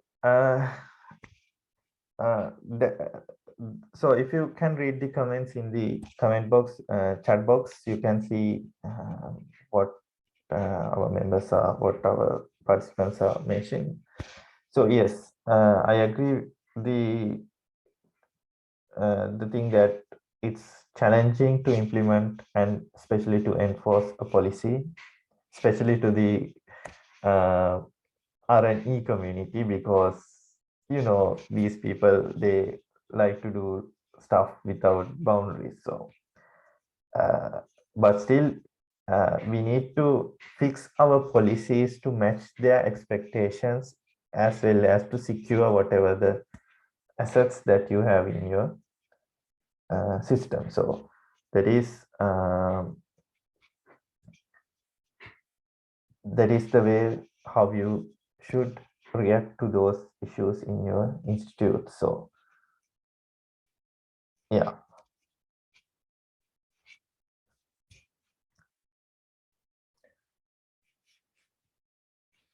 So when we check at the policies, so policy is just an foundational thing that should be there when you are deploying some security measures. So the first thing, there should be a policy saying this will be there and this can do that, something like that. So and again, I agree, these slides contain a lot of text. They won't have any images, they won't have any graphics, just text. So likewise, the policies will be a lot of text, and most of the time people, they don't like reading the text, but at least you should have them written somewhere and have all the permissions from the top management so that if something goes wrong, you have something in your hand as a proof that you should do this and you have taken these measures. So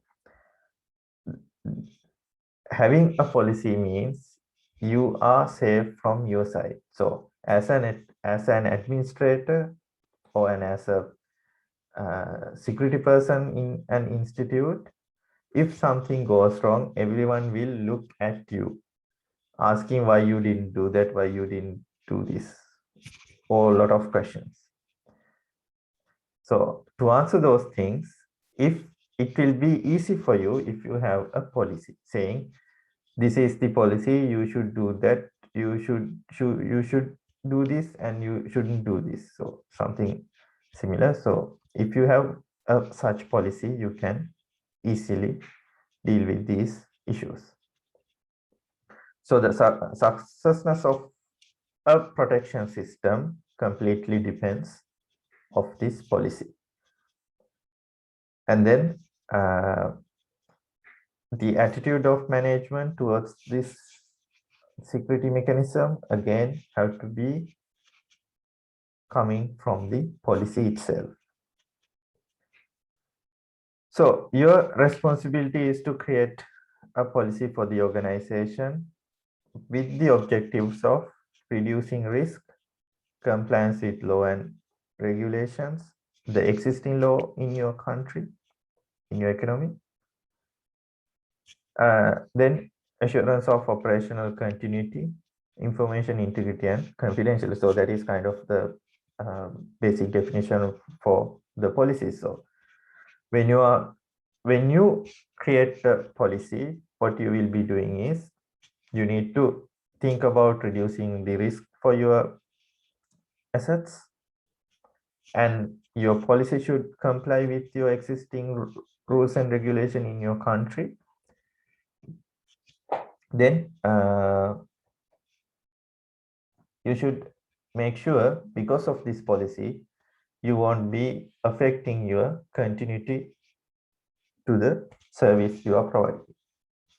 So these things have to be maintained when you are dealing with policy. So I know a lot of people, they try to reduce the content of the policy just to keep the continuity of some services, but please keep that in mind. If you don't have a policy for your institute or for your network, then if some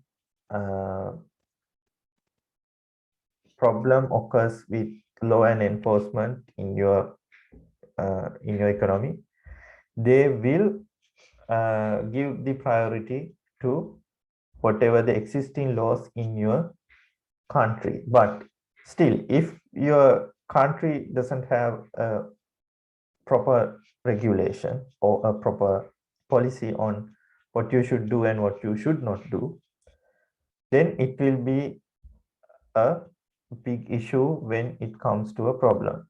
For example, let's say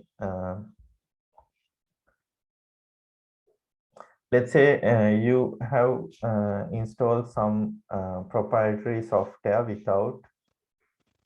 without buying them. Let's say you have installed Windows operating system without purchasing it directly from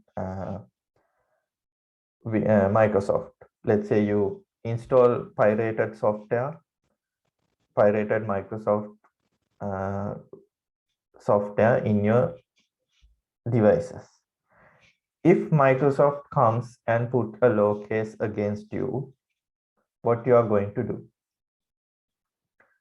Simply the university will put, or the management will put the blame into the technical people who did that. So make sure if you are going to do, so I'm saying this from the technical person's side. So if you are the person who are going to install a software that is not officially provided, make sure you have the permission from your management. Otherwise, if something goes wrong, management will put the blame directly on you because you are the person who installed that. So that is one of the bad things that can happen to a network admin in a big network, because I know we install different stuff just to make our users feel good or to provide the best service to the users. But in such case, if something goes wrong, those users won't be in your side, they will be in the other side. So make sure that doesn't happen. So these policies will be the reference documents for a lot of audits, lot of legal disputes about the management's decision. So you need to have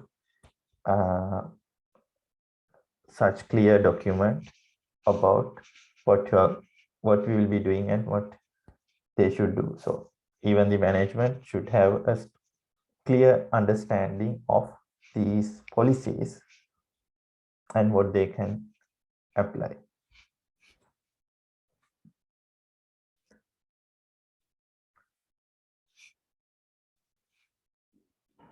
So are there anyone willing to share any experience on such incidents that has happened to you or to your place?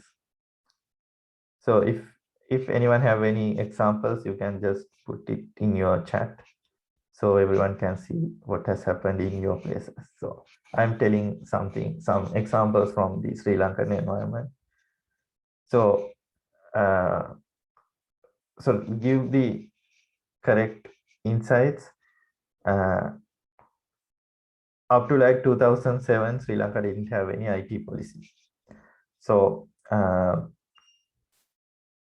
up to that, many people, many organizations, many users, they tried to use a lot of pirated software. They didn't buy any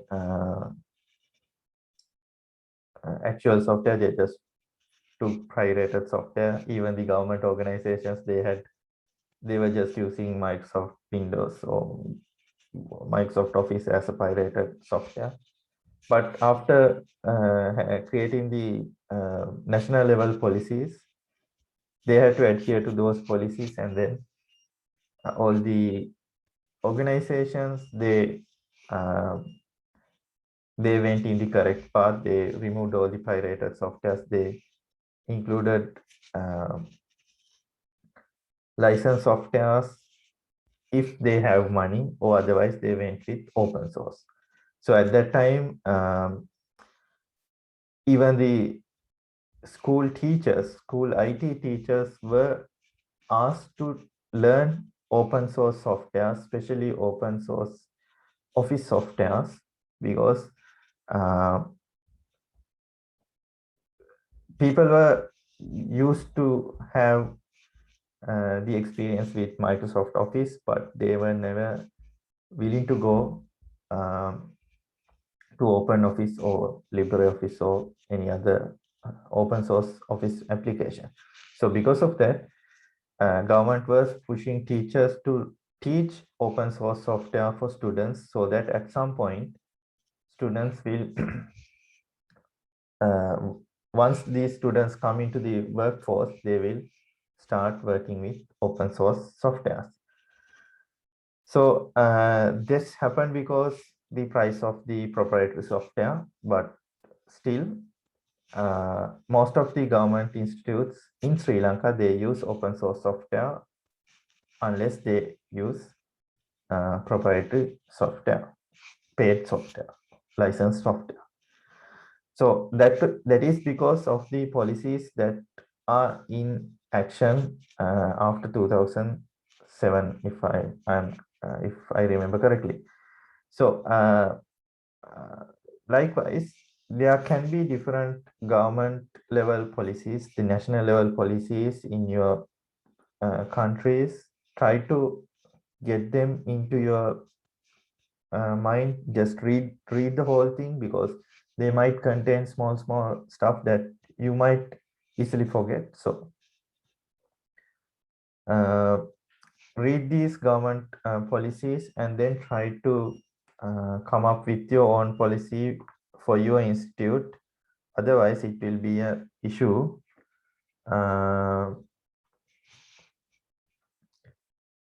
when you are dealing with creating policies and enforcing them.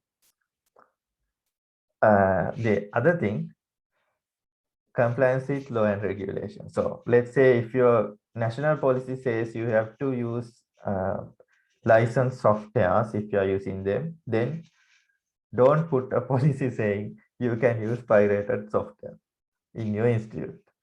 So if a such policy is enforced in your institute, let's say you put a policy saying you can install pirated software in labs. If a such company put a lawsuit against your institute, then your management will be in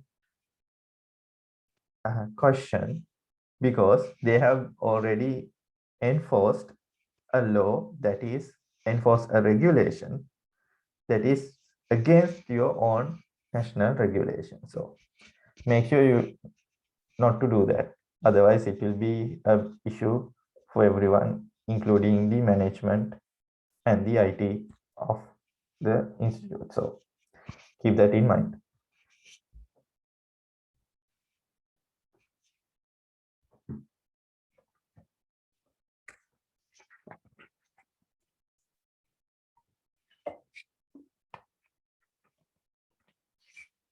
Okay, so one of the key things of policy is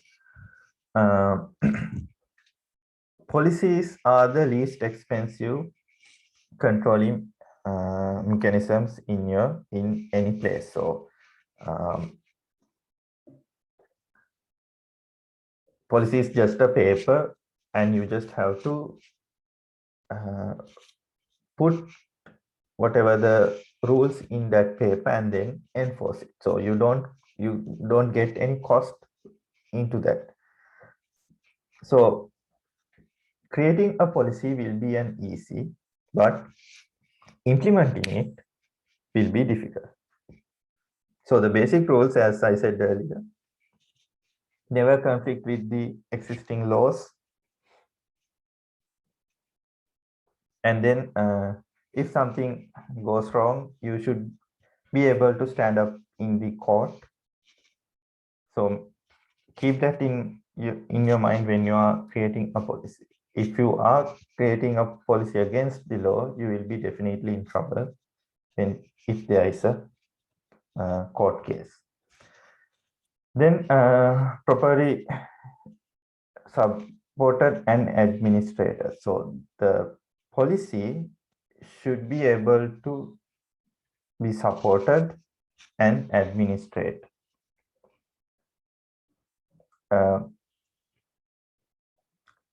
Let's say,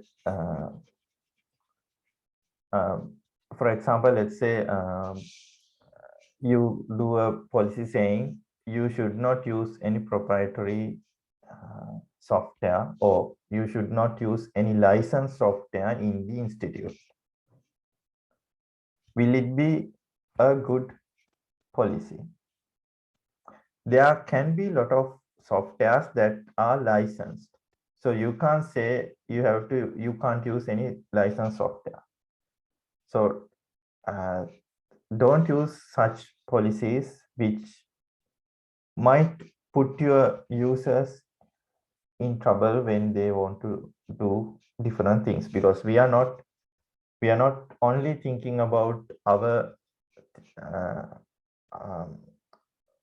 way of working in IT, because there will be a lot of people, there will be a lot of users in different levels who use your system. So they may have their own software, they may have their own ways of doing stuff, they may have different systems.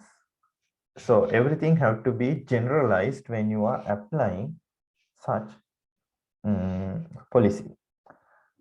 Then your policy should able to contribute to the success of your organization. So if your policy holds the success of your organization, then it won't work. So you should be contribute to the success of the organization. And the main other point is try to involve end users of your systems when you are creating the policies. So let's say you have a let's say your institute is a multidisciplinary institute. Multidisciplinary means there can be people who are doing aesthetic subjects, there will be people who are doing technical subjects, there will be people who do different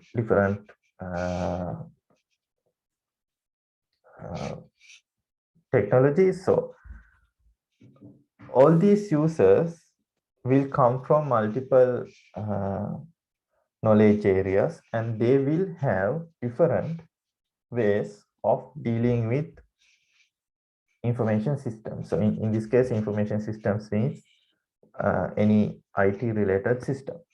So when you are putting a policy, you need to think about all the users, not only a particular group. So if you put a particular group, or if you only consider a particular group, then the other groups will be in trouble because of that policy.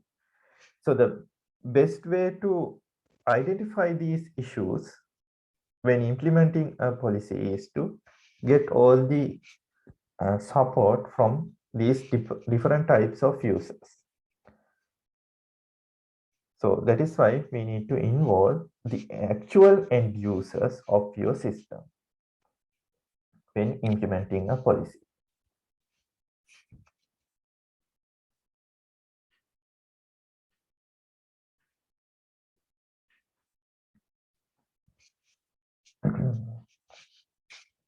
Okay, so the other point, if you want your policies to be effective, then they should be properly disseminated, it should be read properly, it should be understood properly, it should be agreed by everyone. So the policy should be created properly. It should have proper approvals. It should be properly approved from the top of your organization to the bottom of the management. And then it should be easily read. So your policy should be available for every user in your institute or in your user base. And it should be easily understood. So there are different policies. So for example, the same a sentence can be written in different ways. So when you are creating policies, don't go with complex sentences. Try to be very simple, so everyone can read and understood. If you go with complex sentences like several parts, then the clear understanding of that policy won't be there. So always try to go with the simple language, simple sentences. It doesn't matter whether you do it in your local language or in English or something else, but whatever the policy, it should be a simply readable sentence. Then if you have multiple languages in your policy, for example, let's say in Sri Lanka, there are like 3 languages people are using officially. So the official language is Sinhala, and then there are Tamil and English languages. So most of the time, all the policies will be given the priority into Sinhala policy. So that is because the official language will be Sinhala. So if you have multiple languages, if your policy have multiple languages, put a line saying if there is any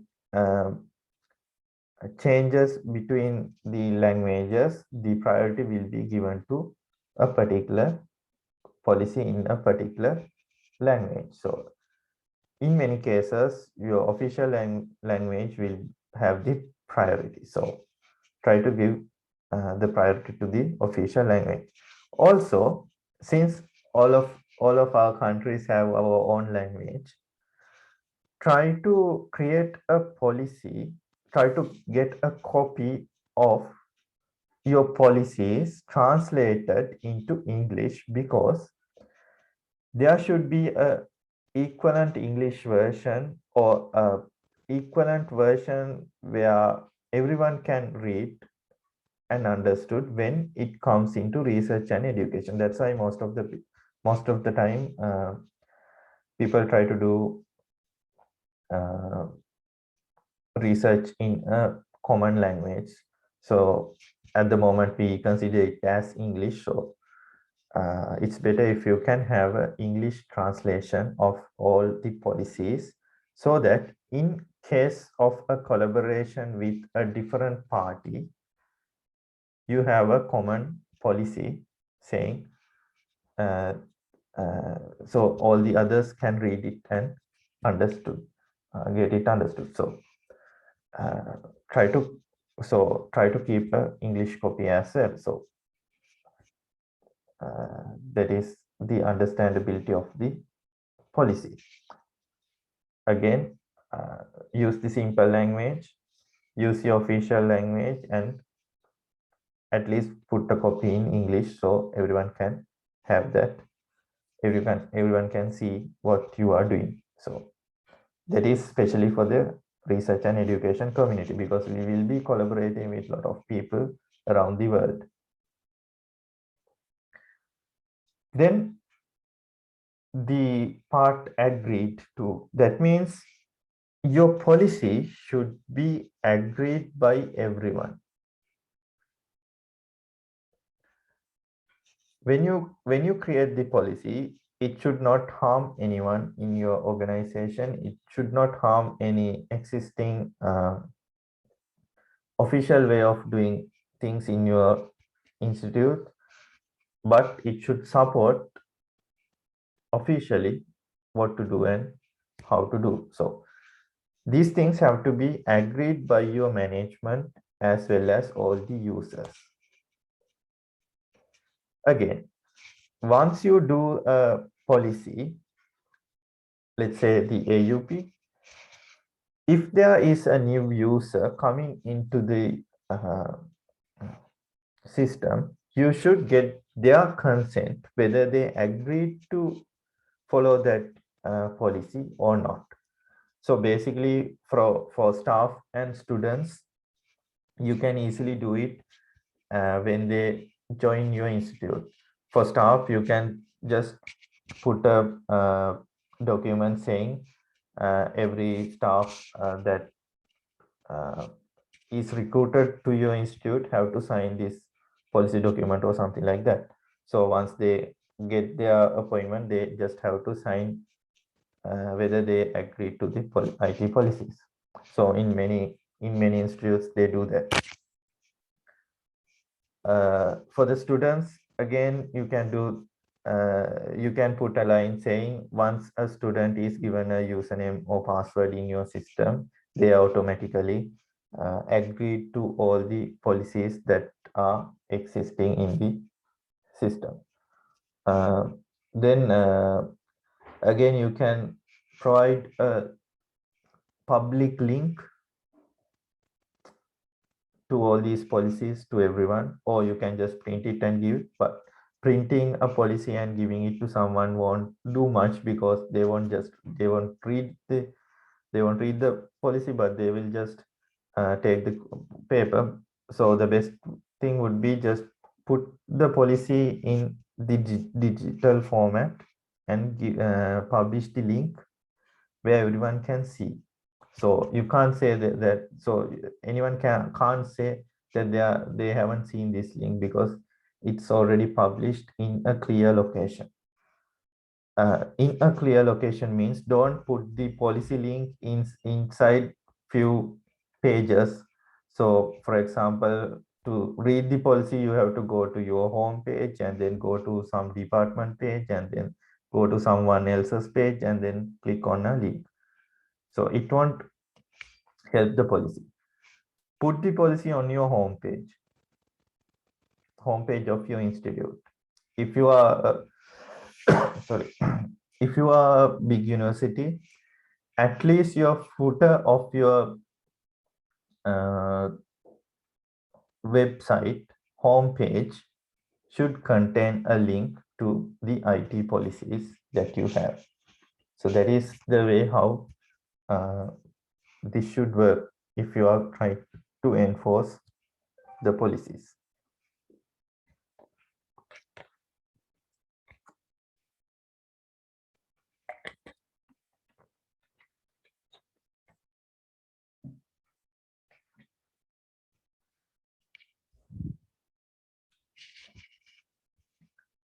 So when the policies are created, you should clearly mention what is your audience. So there will be users, there will be administrators. Even in these categories, the users can be categorized based on your context. So if you are an institute, there will be definitely students, there will be definitely staff, and then apart from those two categories, you can address general public as well. If you are providing things like guest Wi-Fi's or guest internet access or something that is for the guests of the institute, they can be considered as general public. Also, you can, if you are providing websites for the public access, then those accessors can be considered as general public. So even when you take a website, there can be few levels of access. For instance, the home page will have the public access, and then if you need to have some access control, there will be a login page, there will be different categories of users. So for each of these users, they will be in a different category. So all these different categories have to be considered when you are creating policy. So they will be your audience. They will be, for example, let's say you want the students, then you can consider these students into maybe multiple user categories. So the students in general, and then let's say first year students, second year students, third year students, fourth year students, likewise, or maybe students in a particular department, a student in a different degree program, likewise. So the categorization should be there for the users, and then that also includes the staff as well. So the staff can be categorized as maybe the teaching staff, maybe the supporting staff, maybe the non-academic staff. So those staff categories have to be also considered, and they should have different access levels and different policies if you want to categorize them into different user cases. Then what are the administrators?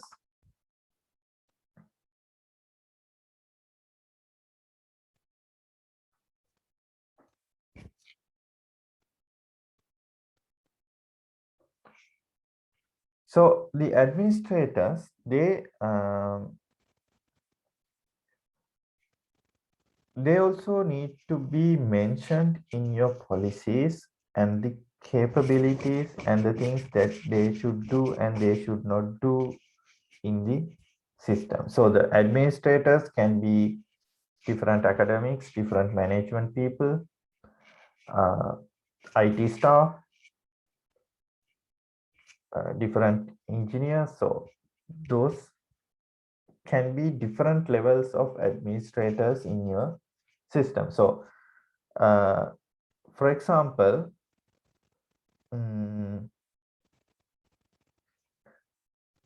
a database that contains the exam results should be accessible to the IT staff or maybe to a particular development staff, but not to all the IT staff.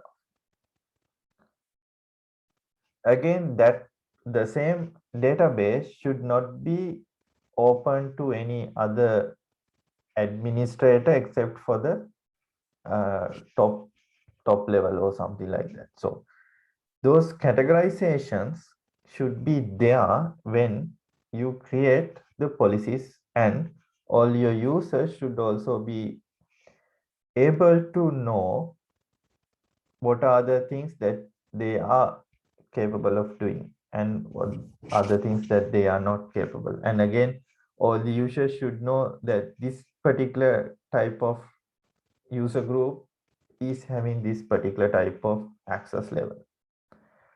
So a student may not try to log into a user portal that is only for the staff because they know they are not eligible to do that. But if you don't say it in the policy, then they will try to log into the system, and then they will try to put different tickets in if you are having a ticketing system, or if you have, or otherwise they will send you different emails to the IT administrators. Then they can put different queries. They can come and meet different IT personnel because they don't know where they have to log in or where they shouldn't log in. So those things have to be clearly mentioned, and the categorization of audience as well as the user roles have to be clearly mentioned.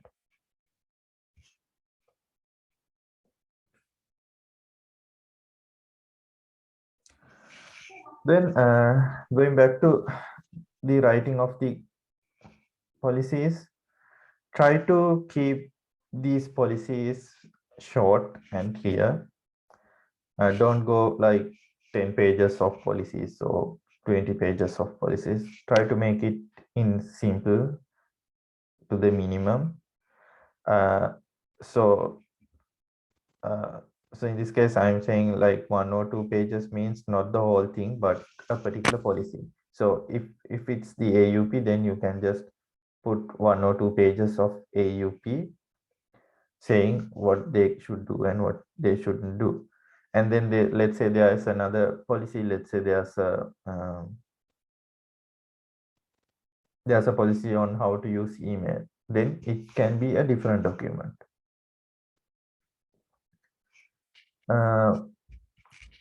So make sure all these policies are having a different objective and they have a clear, short, understandable content. Then the best way of one of the best ways of having a AUP is you can just borrow them from a similar organization. So let's say if you want to maintain a AUP for your institute, and if you don't have an idea on what to do, you can simply go to a few popular institutes in the world, not just in your country, but into any other popular place around the world, because still they are a R&E institute. So if you are an R&E institute, then there's no difference between two of your institutes. They are also an R&E institute, you are also an R&E institute. So you can simply adapt an AUP from those institutes. So you just go there and then I'm not mentioning any examples here, but you can simply search for a popular university or popular R&E institute and look for their AUP, because most of the big players in the R&E industry, they all have these policies already in the motion. So get the AUP from such institute and try to understand what they are doing and adapt those policies into your environment, into your scenario.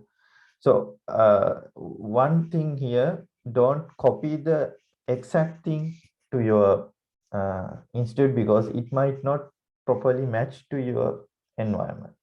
You need to see whether they align with your current laws in your country and whether they are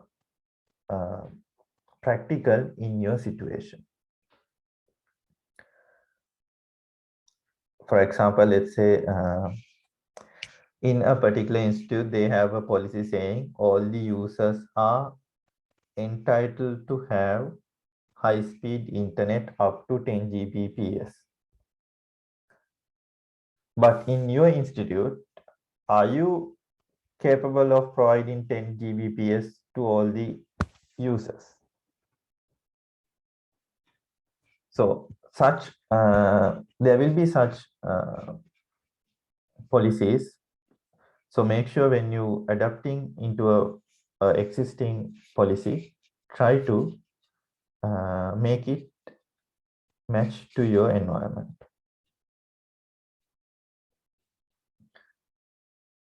Then link your existing disciplinary procedures. So in your policy, don't try to make anything new. Just go with the flow of your existing procedures. Don't try to make big things, big changes.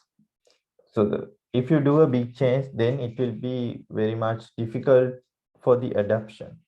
So that's why most of the time some policies are challenging to enforce, because you are proposing a lot of big changes. But don't try to do that in a single step. If you want to do a big change, first implement a small change, and then at later some point do a revision and increase the magnitude of that change. So do it step by step. Don't try to put the whole thing at once. And then you need to tell people where to go for help and where to get advice. So those things have to be in your policy as well. And all users must see and preferably sign the AUP. So as I said earlier, all the staff have to agree and sign the AUPs or any other policies. Also, the students have to agree upon your policies, and it's better if you can get their sign as well. So if we are talking like thousands of students, then it will be a little bit practically difficult, but better to get their signature at least digitally, or at least there should be a sentence saying if they are starting to use your network resources, they are automatically agreeing to the existing policies. So at least keep that line there just to keep yourself safe from different issues that might come due to students.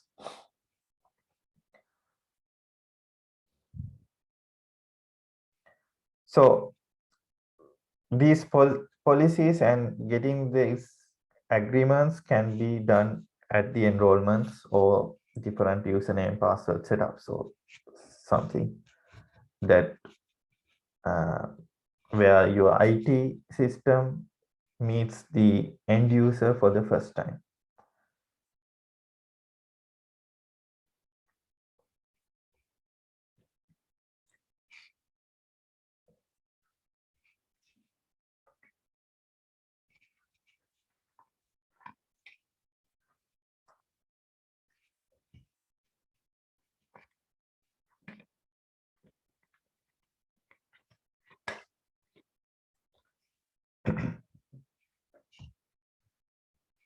Okay, so then let's look at the acceptable usage of a IT system of the RNE network. So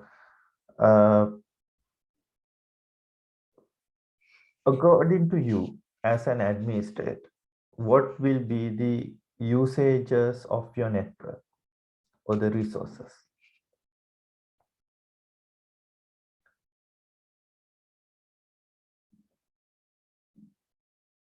Any volunteers? What do you think about your users? What type of things that your users do in your network?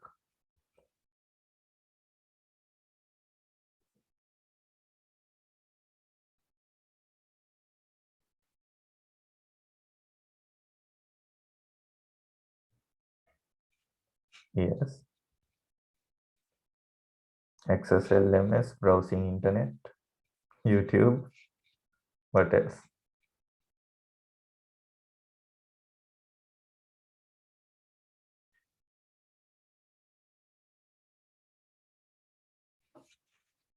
Downloading. Yeah, illegal downloads, Facebook.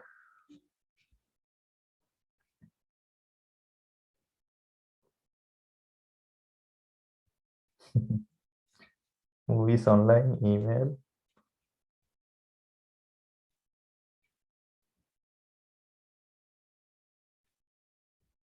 Resources from internet.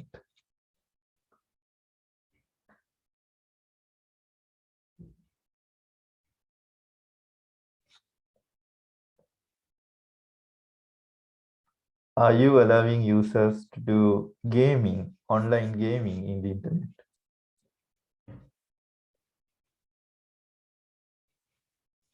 Resources from university storages, yes.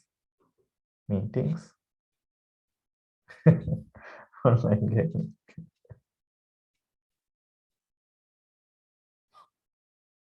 Remote accessing.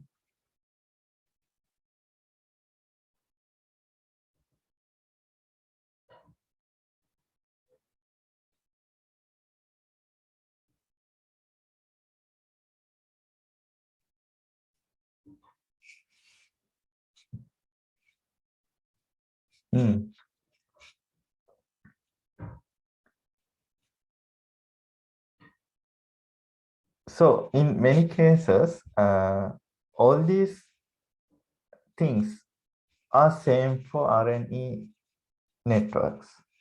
Like all the user bases in these countries, they tends to use our network only for the internet, basically Facebook and YouTube. And after that, some will do some heavy downloading, like maybe movies or something. And some may use things like gaming, and some of the users, they will use your network for some valuable thing, like sharing stuff with the university storages or whatever the provided data, having online meetings, LMS. So we have seen, now I am going into more IT admin part. So most of the cases we see users, particularly most of the time students, they don't do academic things in the university network. Most of the time they do whatever their own things, basically Facebook, YouTube, or downloading content. So those are some of the things people mostly do from the from what we see from our administrative perspective. So for a normal user, the university network will be there for whatever the purpose they want to do. So for a teacher, for a lecturer, they can use the network for their teaching purposes, doing an online meeting, sharing LMS, or whatever the research they want to do. Again, from the student side, if they are a student, originally they should be doing their learning activities from the network, learning or research activities. But most of the time they might not do that. They might use different other things as well. So the user accessibility and acceptability, two things. Accessibility is whether they are they can be accessed, is the accessibility is there, like whether you provide the resources, whether you provide Wi-Fi, whether you provide computing power, something like that. That is accessibility. Acceptability is whether they are allowed to do that. So the acceptability usage is to be considered whether they are, whether and what they need to do. So the ICT resources in a university mainly targets the teaching, learning, and research most of the time. And then there will be some part for the administration and few other official activities. Apart from that, your network will be used for different other purposes like Facebook, YouTube, or stuff that are not official. Even sometimes people might argue with you saying YouTube can be used for educational purposes. Yes, even I also use YouTube for a lot of learning. There are a lot of learning activities in the learning content in the YouTube. But again, the same time, there are a lot of other things like entertainment, teledrama, movies, etc. in the same platform. So are you allowing YouTube for your students? Are you allowing YouTube for your staff? So that is again another question as an administrator. Facebook. So Facebook is kind of a social network that lies between whether it should be needed or whether it shouldn't be.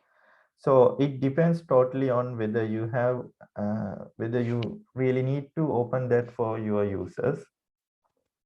But for social networks like LinkedIn can be easily accepted because normally LinkedIn is kind of a professional place where they don't do much gossiping in my terms. So then the personal emails, the recreational use of internet services. So all these things have to be defined, saying they should be used without interfering others' duties. Okay, so for example, let's say your institute has only 1G network, 1G outside connectivity. It can be through an ISP, it can be directly to the RN, through your NREN. Let's say you have a 1G connectivity. Let's say 100 M. Let's forget about 1G. Let's focus on 100 M. You have a 100 M connectivity. So at the moment, if you are having a FTTH connection at your home, you might also get 100 M at your home. But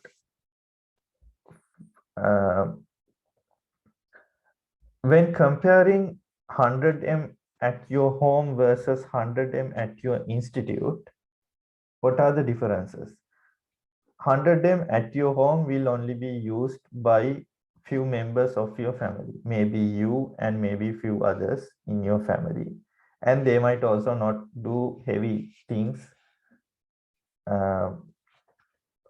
all the time. So most of the time that 100 M at your home will be unutilized, except for if you are using Netflix or something all the time. So but in case of the institute, that 100 M will be heavily used if they have the accessibility. If they have the access to the network, if the users have the access to the network, they will use that 100 M,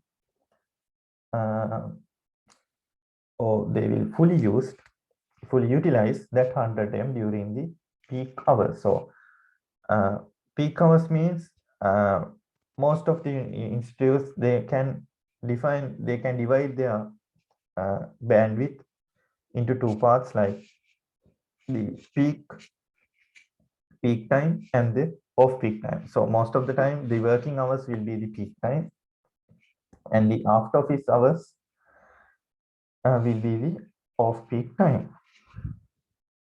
So during this peak time, that complete 100 M will be utilized. Then you have to figure out, is this 100 M used for official purposes? If it's someone watching YouTube to see the teledrama that was telecasted yesterday night, or maybe if they are just using your 100 M just for the entertainment, then definitely it won't work.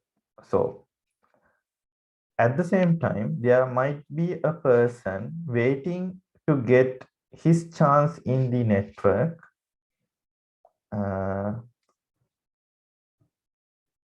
to do some official work.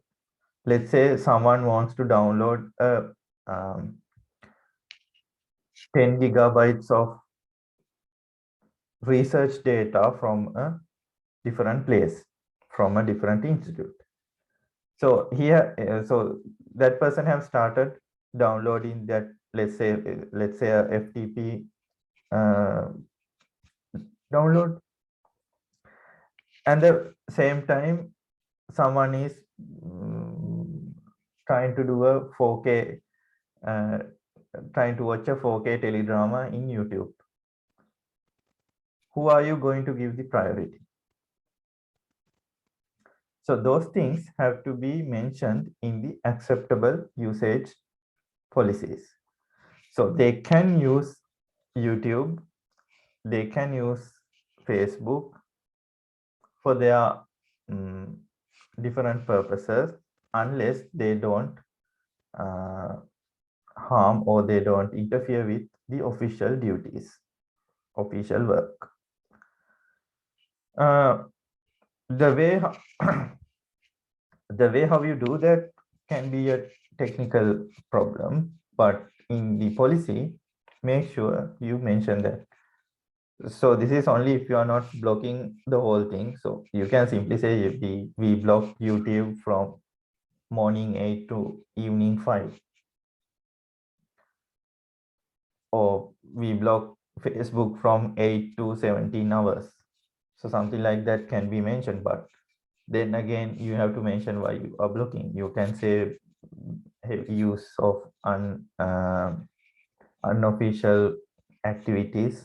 These are blocked, but in an academic network, in an RNE network, blocking is not the main thing.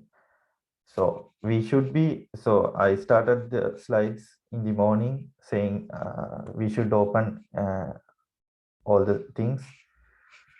So blocking is not an option in our case. So we should keep everything open, but you may limit to some extent. So that should be considered when you are defining different policies.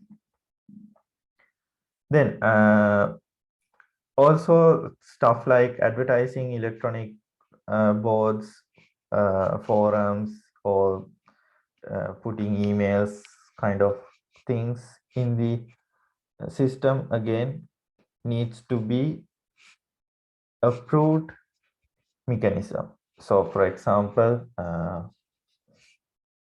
let's say you have 1,000 PCs connected to a single domain. Then you can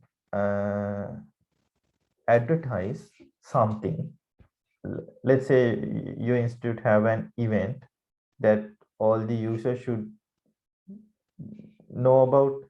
Then you can put a desktop image to all these 1,000 computers through the domain, saying so that image can say this event, there's an event on a particular day or at that time at this location or something, blah blah blah.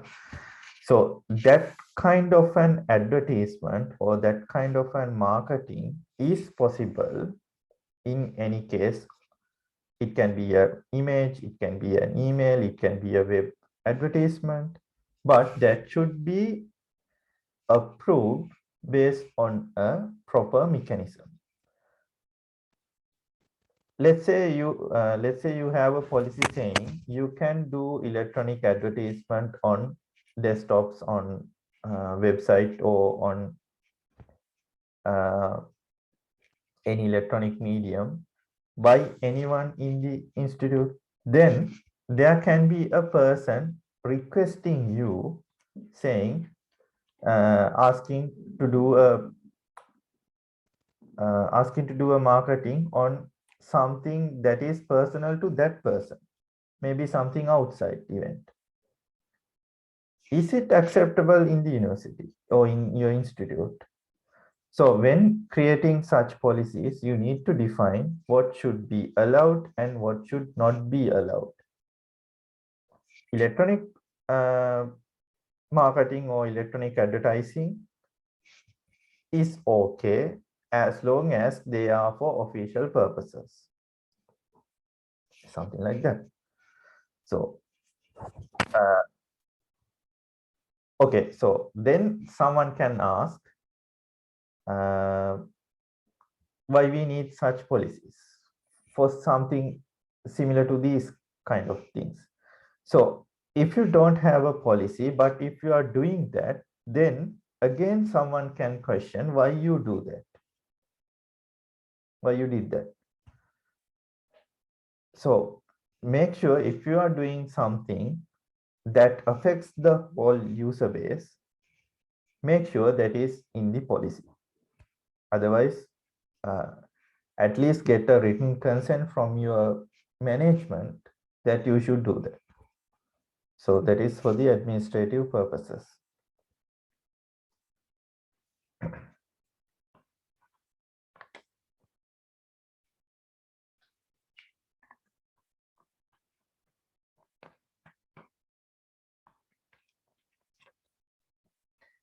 And then on your acceptable user policy, you again have to mention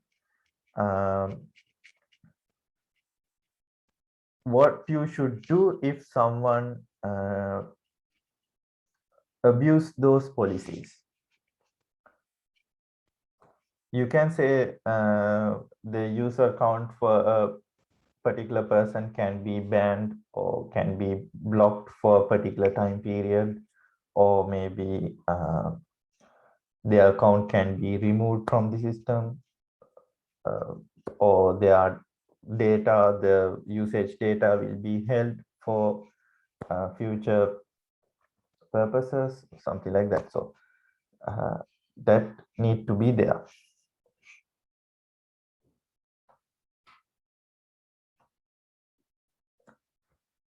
Okay, so these are some of the disallowed actions that are common to most of our cases. So causing annoyance, inconvenience, and or needless anxiety to others. So what will be these use cases?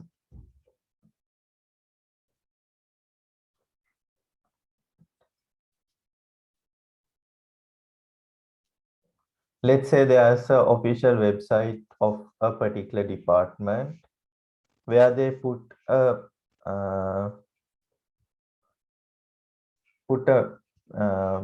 post against some political condition, or against some political view, or against someone's personal view. Is it okay for the institute to do such thing? So make sure when people post in your electronic assets, they are not creating any inconvenience to others.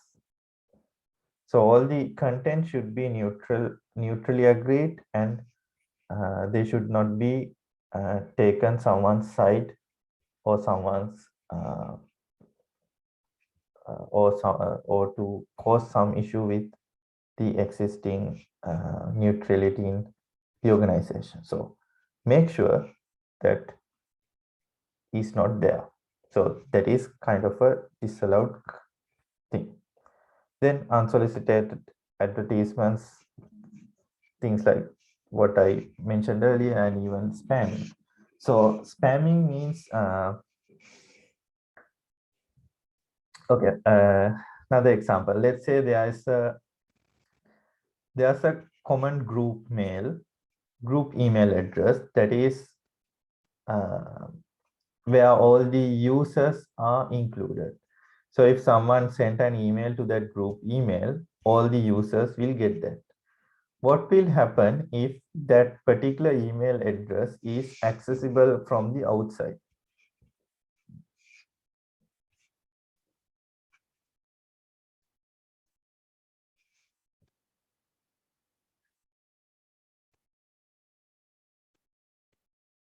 What will happen? So something that I heard from one of the institutes sometimes back was there was such email address which provided the group mail facility to that particular institute. So one of the students, they have figured out that email and they have signed in that email on a porn website. So every time they send a so these different websites, they usually send daily emails or something, some updates. So all these updates were sent to the whole user base in that particular institute. So that is kind of a spamming. So those things should be disallowed.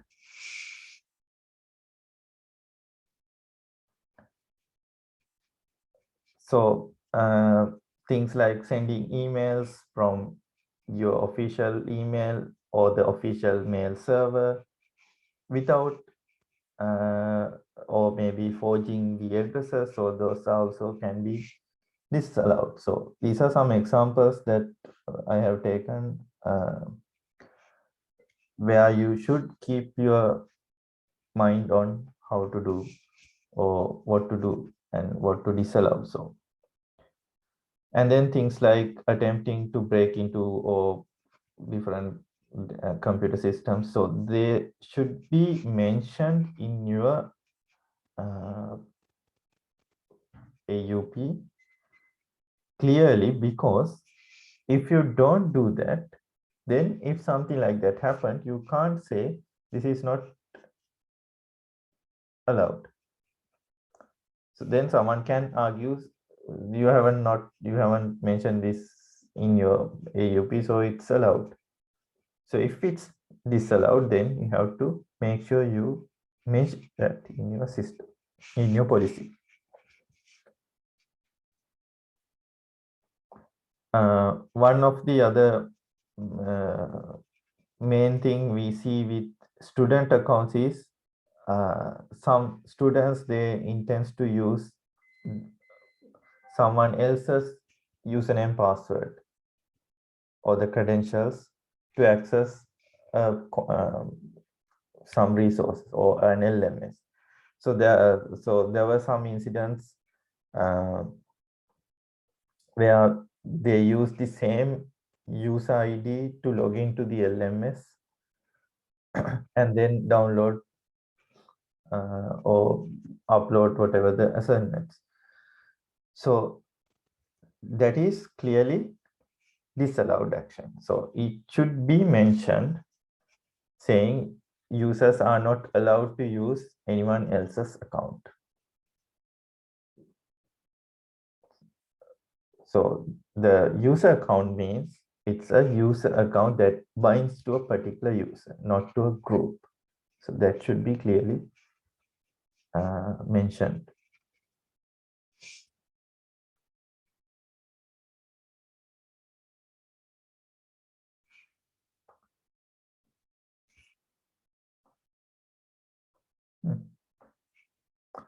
Okay.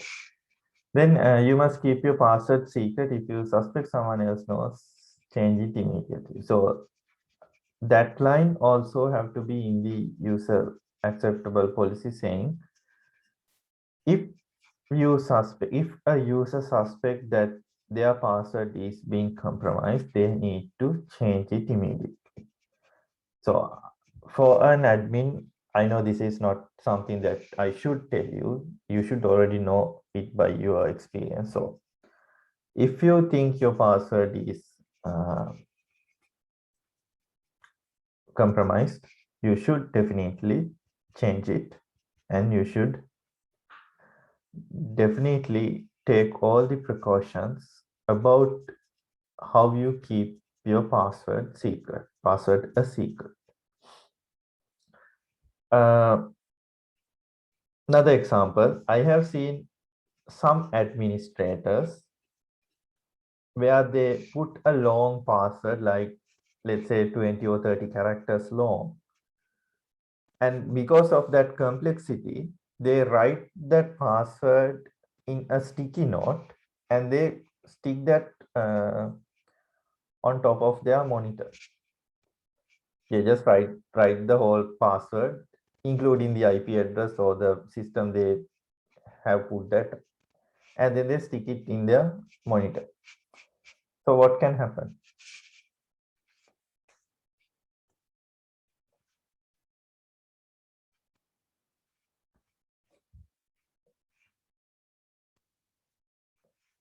So actually, I have seen this with one of the programmers who do programming, and what she was doing was she did a long password for every system she was maintaining, and then wrote those passwords in a sticky note, and then they just fix it on the monitor. So every time if someone comes to meet that person, and if the monitor is visible to that person, then that means the password is also visible to the person. So everyone thinks this is a long password and a complex password with a lot of character combinations, but still it's visible to everyone on top of that monitor. So if someone can take a photograph of that monitor, then the whole IT password system is compromised. So try to find a way how to keep your secret passwords a secret. And then if you trust a particular password manager, then use that. So in my case, I don't trust most of the internet accounts. So most of the time I use the same password for everything, unless those are financial accounts or something that are very much important. So most of the time I use the same password for everything, because I know at some point that password can be broken. So for me, that is the convenience. But from the security side, it's not a good thing to do. So you should keep different passwords for different systems. Let's say you have 10 network devices, then try to create 10 different passwords for those devices if they are authenticated by those own devices. If they are authenticated centrally, then you will be just having a single username and password. Then make sure that password is a strong password. But if you are connecting directly to different devices, make sure those devices have a different password. So in most cases, we try to differentiate passwords like some common part and then some dynamic part. So this dynamic part might change based on the location of the device, or maybe the IP address of the device, or maybe the flow number of the device, something like that. So it depends how you differentiate your devices. So the bottom line, try to keep your password a secret.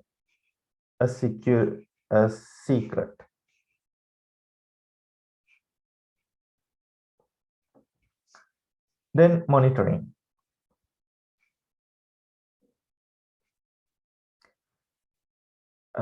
In your AUP or in any policy that governs the whole user base, you should mention that you will be monitor your users. If you are not mentioning that, a user can put a case against you saying you have unlawfully intercept their data. So especially if you are doing things like SSL inspection or maybe net flow analysis, make sure you put that line in your user policy, or whatever the policy that you are defining, saying you will be monitored, and you will be monitored by the IT department of the institute. So they know who's going to monitor and what will be monitored. So all the users of the network and computing facilities is monitored and recorded for the purpose of enforcing this AUP. Your use of university facilities implies that you consent to your activity being monitored. So this is a common line from a lot of other universities where they say this will be monitored. Another point here is most of the time ISPs, as an ISP, we might have to keep logs, especially the net flow logs, for like at least 6 months period, because most of the government regulations, they say you need to keep a track at least 6 months. That is only for any court incident. So if there's a court case against something, court might ask you some proof on someone's internet activity or the accesses, etc. So this is why we need to keep some logs, keep some monitoring logs for at least 6 months. And then on your policy, you also have to mention that, saying you will be keeping these records for this time period because of this issue. So all the ISPs, especially the mobile operators, they will definitely keep the records of all the internet accesses of their user. So the same thing have to be done from the RNE side, because if you are the operator who controls the RNE network, then you will be questioned at some point by the court, asking if there was some issue happened in your network. So for example, in Sri Lanka, there was an incident sometimes back, 1 or 2 years back, where a person who was in the university, who was in a university network, tried to access one of the tried to hack one of the government websites. So actually that person have hacked that website and then done some changes just to show that was hacked. But then there was a policy inquiry happening on that, and then the particular university administrators were asked to provide proof who did that. So fortunately, that university, they had all the logs saying this user had this access. So because of that, the person who actually did got caught. But if they didn't have those logs, if the administrators didn't have those logs, then the law enforcement can put the blame on the IT department of that particular institute, because the IP address belongs to the IT department or to the actual ISP of the ISP or the NREN of the university. So they can directly put the blame on you if you don't keep the logs. So make sure you have those things kept safe, kept stored somewhere in the network, because it might help you to save your name from some incidents like that. So make sure the policies are there.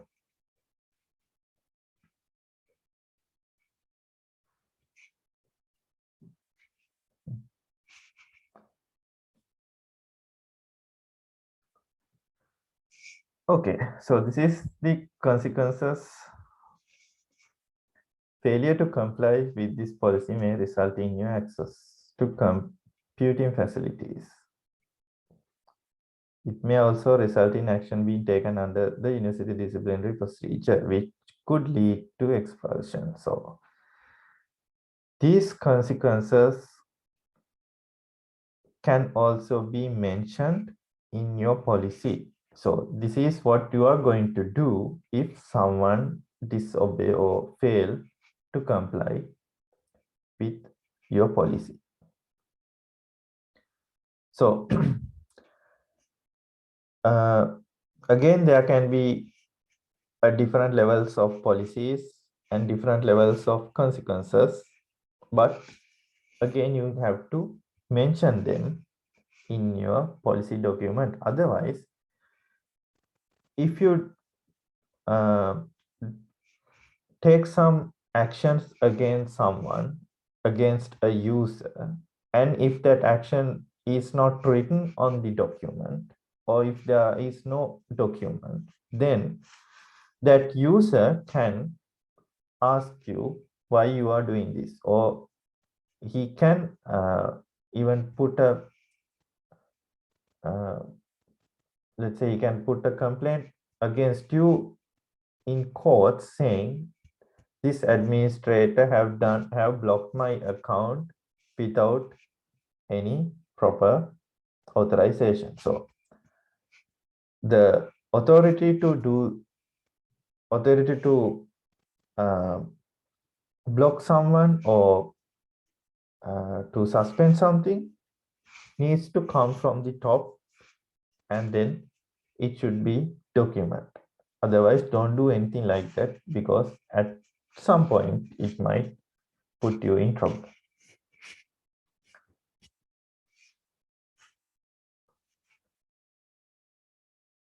Any questions?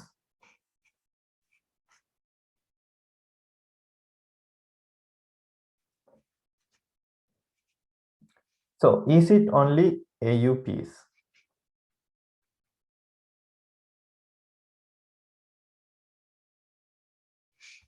What do you think?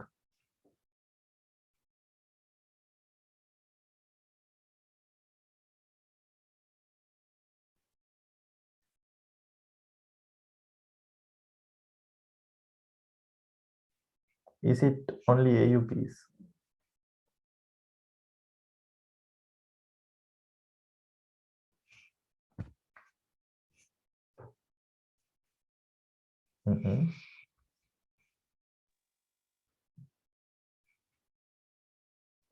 Yeah, so there can be different policies based on the context and the intensity of what you deal. So these are some of the examples that in the slide. So this doesn't mean everyone should have a such policy, but it's better to have at least one line on these things about these in your policies, because at some point there will be a problem if they are not documented. So things like user management, when you create a user, how you create a user, who creates the user, then how you do the modification to those users, who change these modifications, when do you need to do these modifications, what sort of modifications are allowed. For example, let's say will you change the name of the user as a modification? Will you change the username of a user as a modification? Will you change the telephone number of a user as a modification? So most of the time, the third one I said, the telephone number can be changed, because telephone numbers today it can be one thing and tomorrow it can be another thing. So yeah, it can be changed. But what about the username? does the username can be changed after 1 year of creation? Even the name of a user. So if there's a error in the name, it should be corrected within the first few days of the user creation. That again should be mentioned. Once you provide the user details to a particular user, that user should be able to verify those details and let the IT know as soon as possible, because otherwise once the user start using this user account, it should not actually ethical to change a username, the name of the user.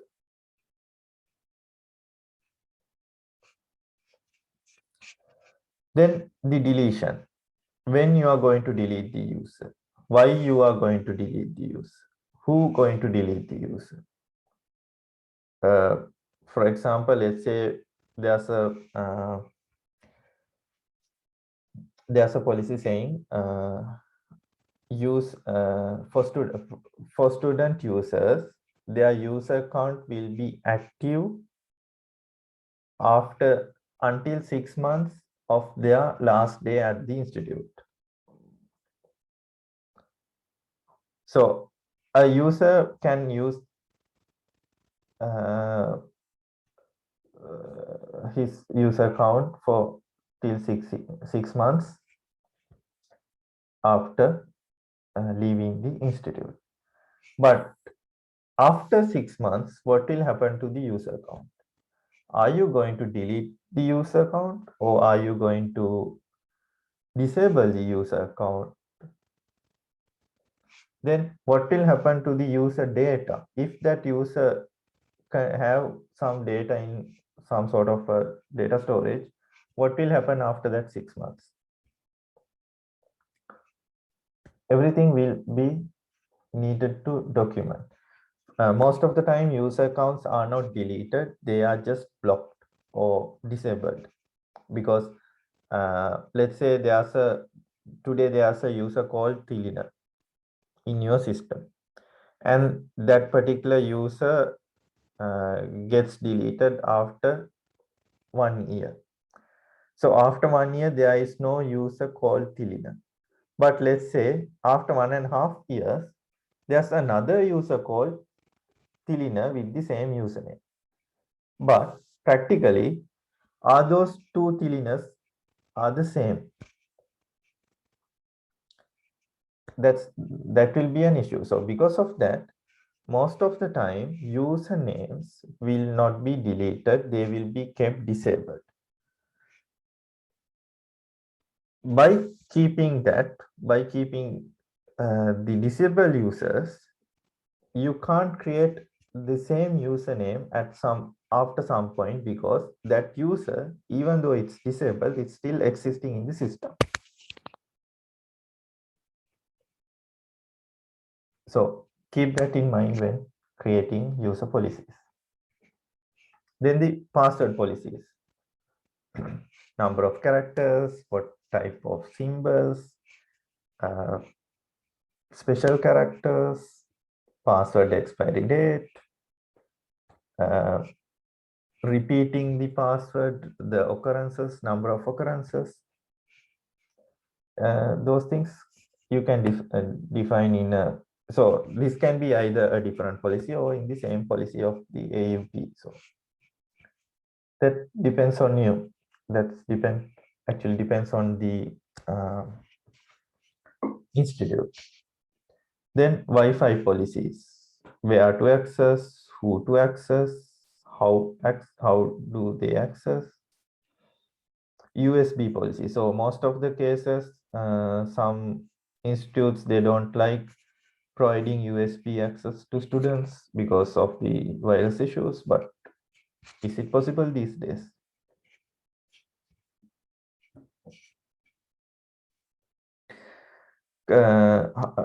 Policy on purchasing computing devices.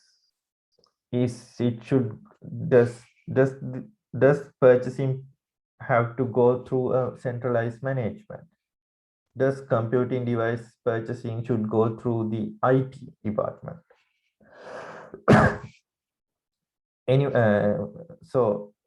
There are issues with different departments. There can be issues with different departments if they are allowed to buy computing devices by their own.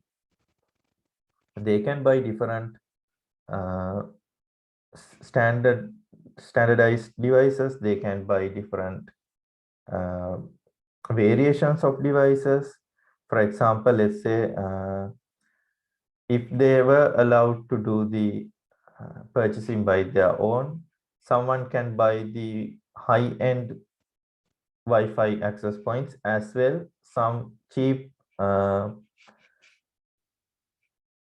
access point for a very less amount with very less secure connectivity. So is it allowed? So most of the time, all the universities, they should try to do the centralized management of this purchasing, because if there is a policy, then the IT should be able to keep that policy running. And because of that, all the devices, since they will be connected to the network at some point, they should be maintained, controlled by this single entity, so or the central management. So that should be there. Then whether there will be any policy for printing and photocopy, stuff like that. So it depends whether you provide students the capability of printing or photocopying in the university provided printers, whether the staff is allowed to print anything in the printers. So I have seen people who do private stuff with the university provided printers, university provided resources. So is it allowed? Sign-on policy, single sign-on policy. What sort of software that should be used? What sort of techniques that should be authenticated? What sort of protocols that they should use for the SSO? Likewise, they have to be clearly mentioned in the policies. Then data center network room access policy. So does everyone allowed to access the data center or the network room?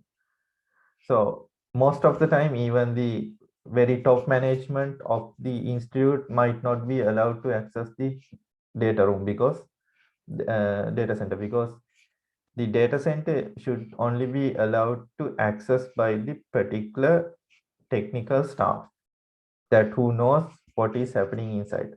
Or let's say if you allow some top management guy to enter the network room, they can just come into the network room and they might even get killed because of electricity shock. So those things have to be think when you are creating policies. So for instance, why I am saying this, because for instance, sometimes some admin people might think I am the administrator, why I am not allowed to enter that. That person might be the top guy of that institute, but whether he or she is capable of doing a technical thing in a highly technical or advanced place in a network room. So keep that in your mind when creating policies. And then lab access policies. What sort of students can be access the lab? What sort of things they should bring into the lab? Whether eating and drinking is allowed in the lab? Anything. So those are some policies. So you can choose, you can decide what are the policies that you should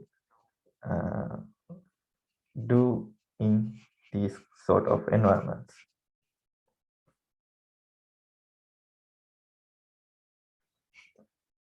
Okay, so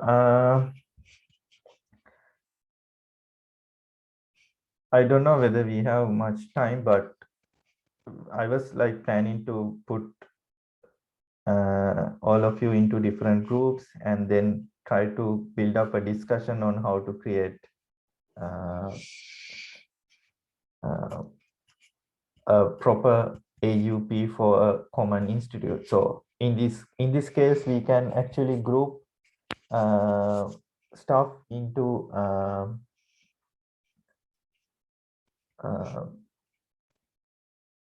different countries, and again then we can create a common thing as well. So for example, we can create an AUP for all of the users, for all of the economies we have in the meeting today, and then we can decide whether these are allowed or whether these are possible in a such economy. If there is a different way of doing things in a particular place, we can mention in let's say in Sri Lanka this can't be done. In Bhutan this can be done, but not in this way, but in some different way. So likewise, we can start creating this. So what actually I will do is later today I will share a Google document,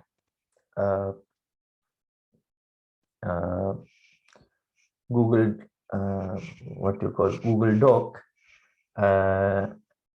and I will share it with each of you, but it will not be a publicly available document. It will be a it should be an authenticated document, not like the daily attendance that I shared earlier.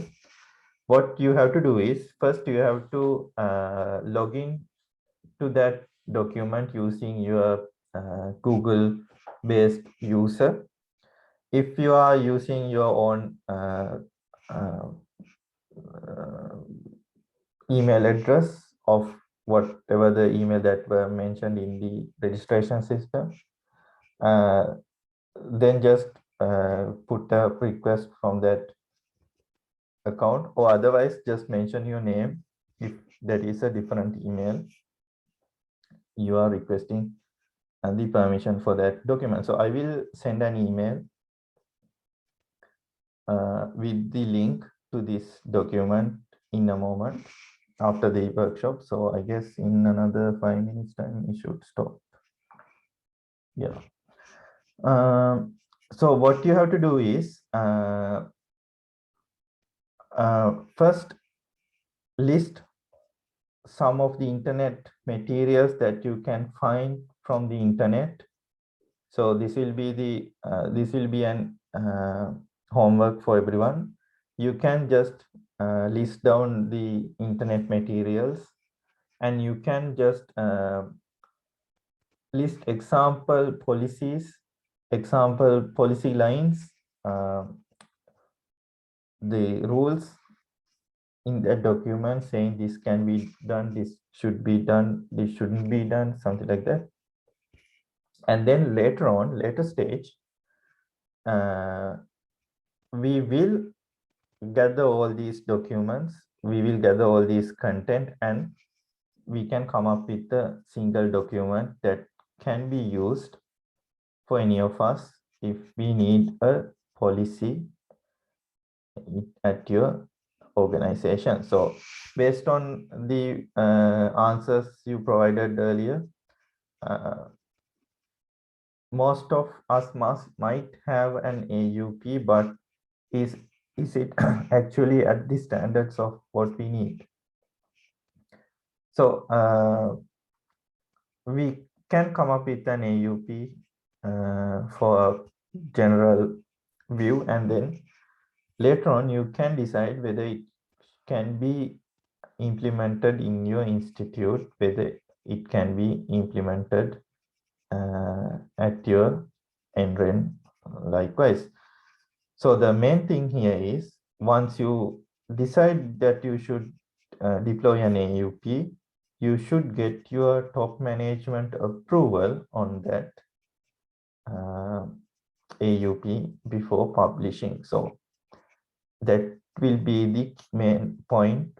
If you are going to do a policy, make sure that is approved by your top management before enforcing it. So once the AUP is approved by your top management, it is very easy to enforce, maybe step by step, into your user base. So that is one of the key things that you should take from this discussion today. Okay, so I guess we have a few more minutes. Any questions?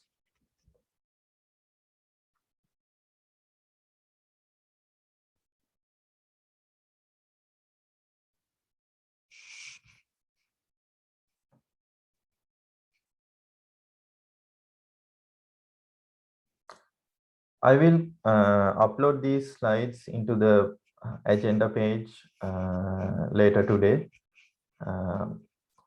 So that you can just download them and refer it later day. And tomorrow we will be discussing things on securing different services, especially some theoretical background on different service security mechanisms like SSL and SSH. Some of you may already know those things, but for everyone, I will just explain how it happens and why we need to do that. And then few IPS or IDS stuff that you should know when you are dealing with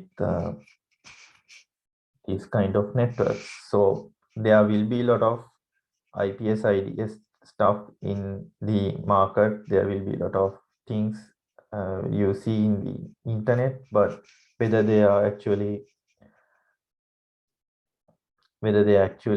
useful for RNE community, whether they actually can be utilized by us, whether is it economical.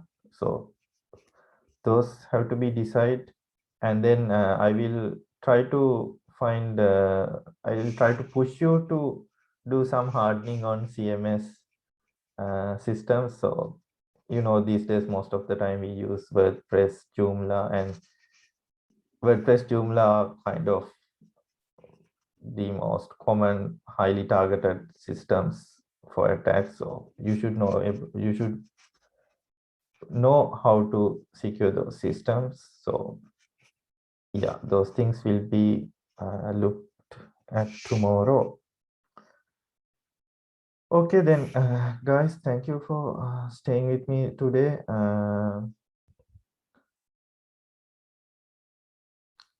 Okay, so there are some questions coming in.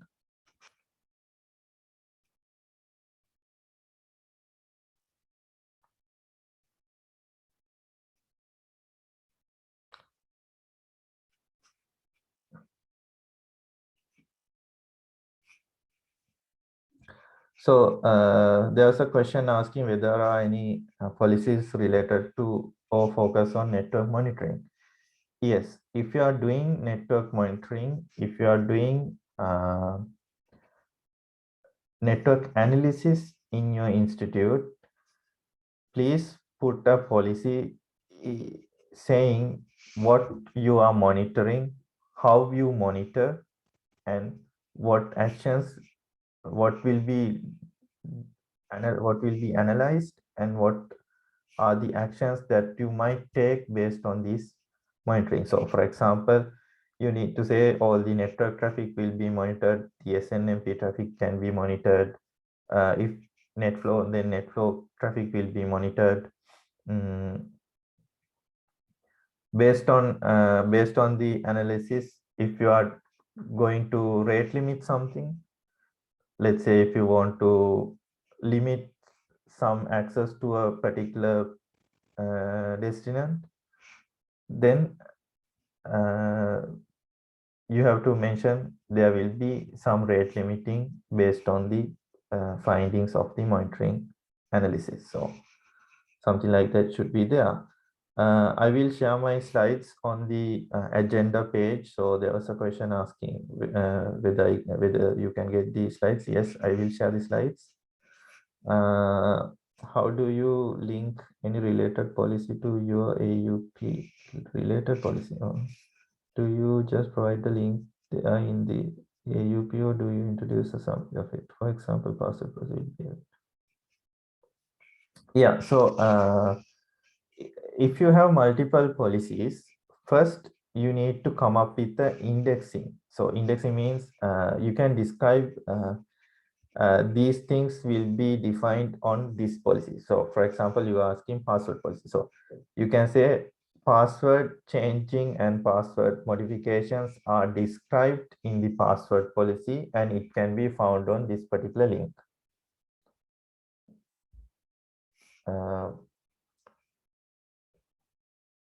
Or else, if you are going to do a big document, like multiple pages, you can simply annex them. Like Annex 1 contains the password policy, Annex 2 contains the USB policy, something like that. But it's better to keep multiple multiple documents, but with links.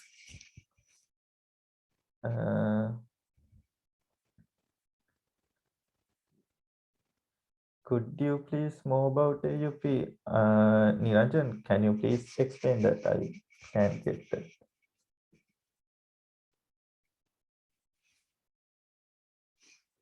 Yeah, just about the AUP. Yeah, so most of the AUP content was mentioned in the slide. So I guess once we come up with the AUP, I think you can, every one of us can contribute to a common AUP. So AUP means the acceptable user policy. So what are the acceptable stuff and what are not acceptable in a NREN environment? So again, so for Niranjan, he's from the NREN side, where for some of these policies might not be actually practical for him because he'll be in the top side of the research community. But for most of the others in the university level or the institutional level, they may have a different user policy. So we can address both in the same document. So I will send you the Google document, and we can first do some research on what are the existing policies, and then we can come up with common policies or common guidelines that can be associated into our cases. Is that okay? Okay, any other questions?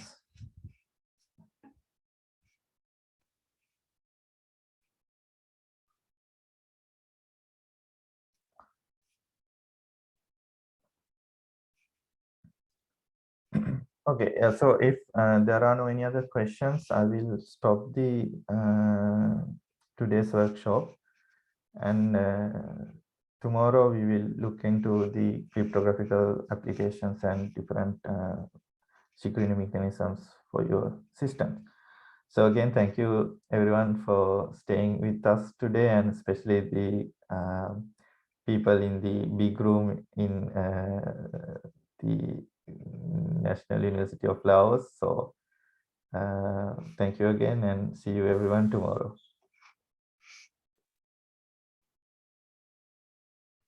Thank you.